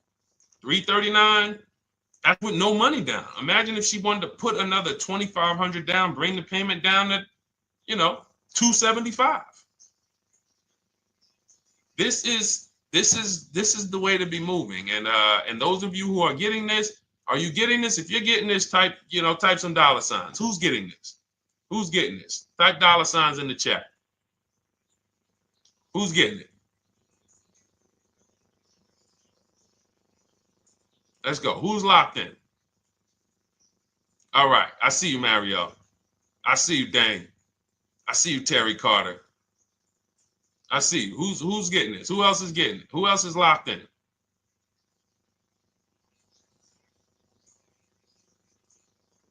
A lot of y'all on here. Listen. I see you, DJ and Nice. I see you, Arms Reach. And I can tell the people that's locked in because they be like, all right, Deshone, you said you're here for 90 minutes. I know we got about 3 minutes left. I mean, I'm hanging for this whole thing. I don't want to miss anything. Shout out to the people that are locked in. All right. Go ahead, Dolan. Should the out-the-door price include your trade? First of all, that's a curse word. All right, we're going to go back to that because I got out of saying that for a while. We do not trade cars. So you probably just popped in maybe about 30 minutes ago on the stream. We were talking about the 3 pillars of great car deals: who you buy your car from, who you sell your car to, who you get your loan from. You in order to get a great deal, a below market deal, you must get a great deal from each one, which means you bid out each one. I bid out, got multiple offers for who I was going to buy my car from. I got multiple offers for who I was going to get my loan from. I got multiple offers for who I was going to sell my car to. I bid out everything, therefore I got my great deal. If you bid out this, but you don't bid out this, and somebody you get an interest rate of 7.1 when you could have got an interest rate of 5.2, you lost $2,000. Depending on the cost of your loan, how much you're financing, you lost $2,000. Yeah, you did a bid on who you bought the car from, or you didn't bid out your trade, therefore you didn't find the highest bidder. You traded your car for 14. Another bidder would have paid you 18. You lost $4,000. So you got to bid out everything. That's why we do not trade. The only people that have to trade are people with a lot of negative equity who can't pay off the difference. And that's why I am the reason for negative equity is not understanding leasing. You buy your cars, take out loans, switch the car. Negative equity. It's literally the reason for negative equity is I should have leased, but I didn't. Now I have negative equity because I'm replacing this car with a loan still on it. So out the door price will not include your other car. And if I was trading a car, then yes, the out the door price would include the trade. But because we do not trade cars, our out the door prices don't include the trade. Let me show you an example of what our out the door prices look like. So these are some spreadsheets for our Done For You program where we shop for clients. You can see here, this is we shop for a Subaru for this particular client. In this case, look, and you can see the MSRPs for this car is an inexpensive car, $27,000, $26,000. Look at the out the door prices, 29, 30, 30, 29, 29. These are all out the door prices with the taxes and fees. So you can see these dealers are giving either no discount or a little discount. 27 out the door price is 30,000. But look at the winner. Look at the winner. This particular dealer won the bid at this particular time They're not going to win the bid all the time.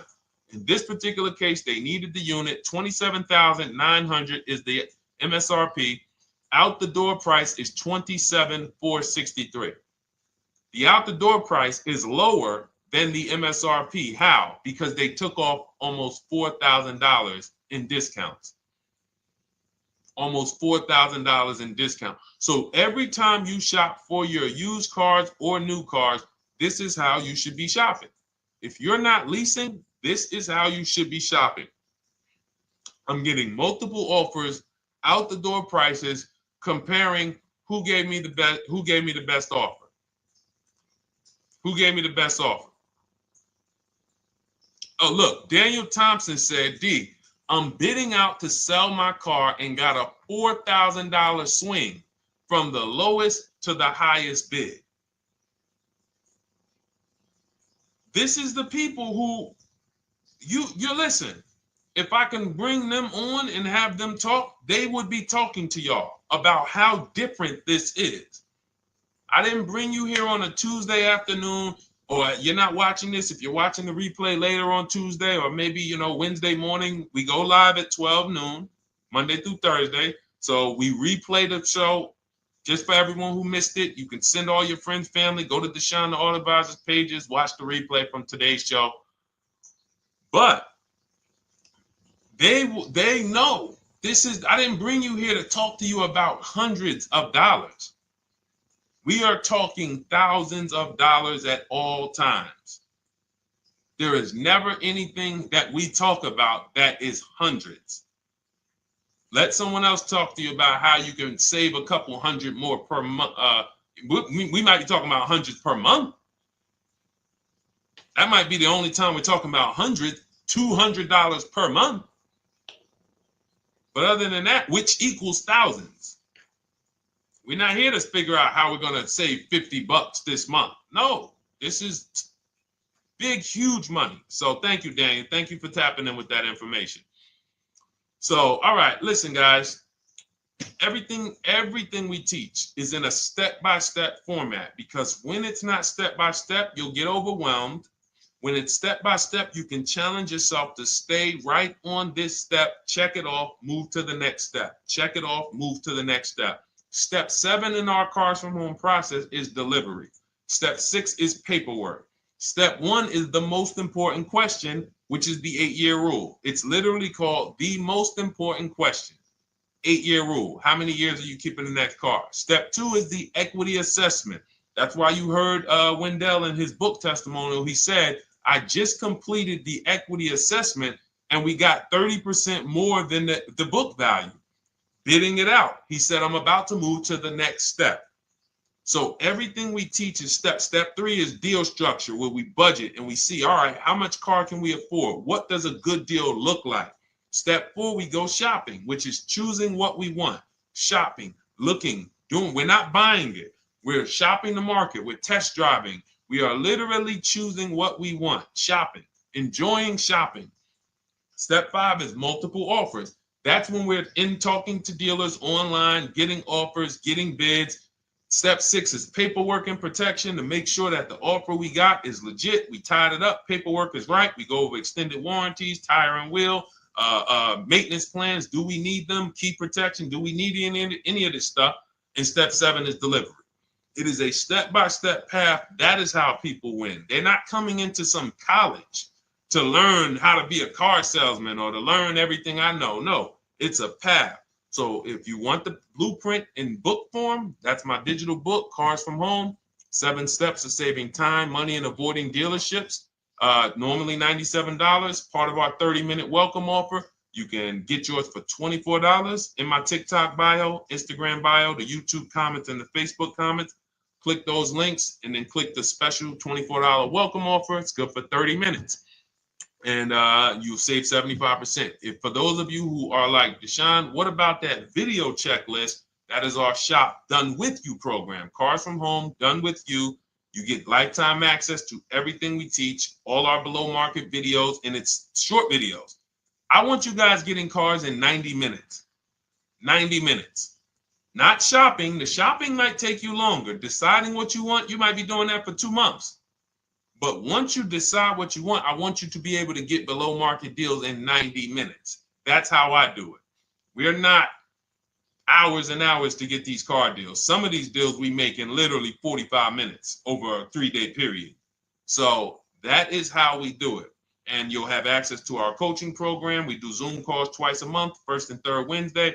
And you have a Facebook group with 1,600 people in it that have come before you in the last 3 years.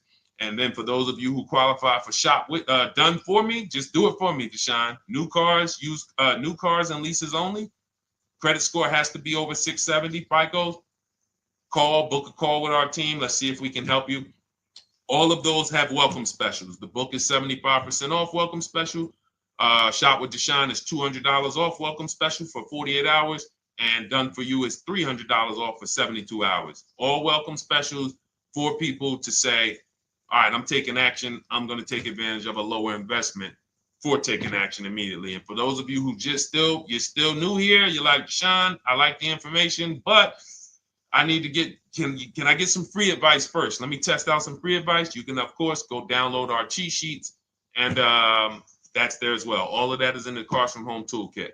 So always a pleasure. We will be back tomorrow, 12 noon. Please mark your calendars, tell your friends, bring a friend, and we'll continue to, we'll continue to do what we do and try to make sure you guys have everything you need to win every car you get. I want you sending pictures with the numbers. You know you've done it right when every car you get, you have pictures with the numbers. You know people who purchase cars all the time, all post their pictures. Hey, had to upgrade. Oh, just got this. Hey, had to treat myself. Oh, watch it now. But you never see the numbers because they really are not confident in the numbers. They don't want to talk about the numbers. Everybody who shops with us, whether you're getting our book, whether you're using our stuff, and sometimes people who they piece together my social media videos and they'll get it done. But they are sending the numbers. Look at what I paid for this car. Not only did I get a great car, but look at the deal I got on the car. That's when you know, all right, you understand this thing. All right, have a great day, y'all. See you tomorrow. And if you couldn't make the whole broadcast, feel free to watch the replay. We'll be replaying it throughout the day until tomorrow's show. All right, have a great day, y'all. Thank you. God bless you.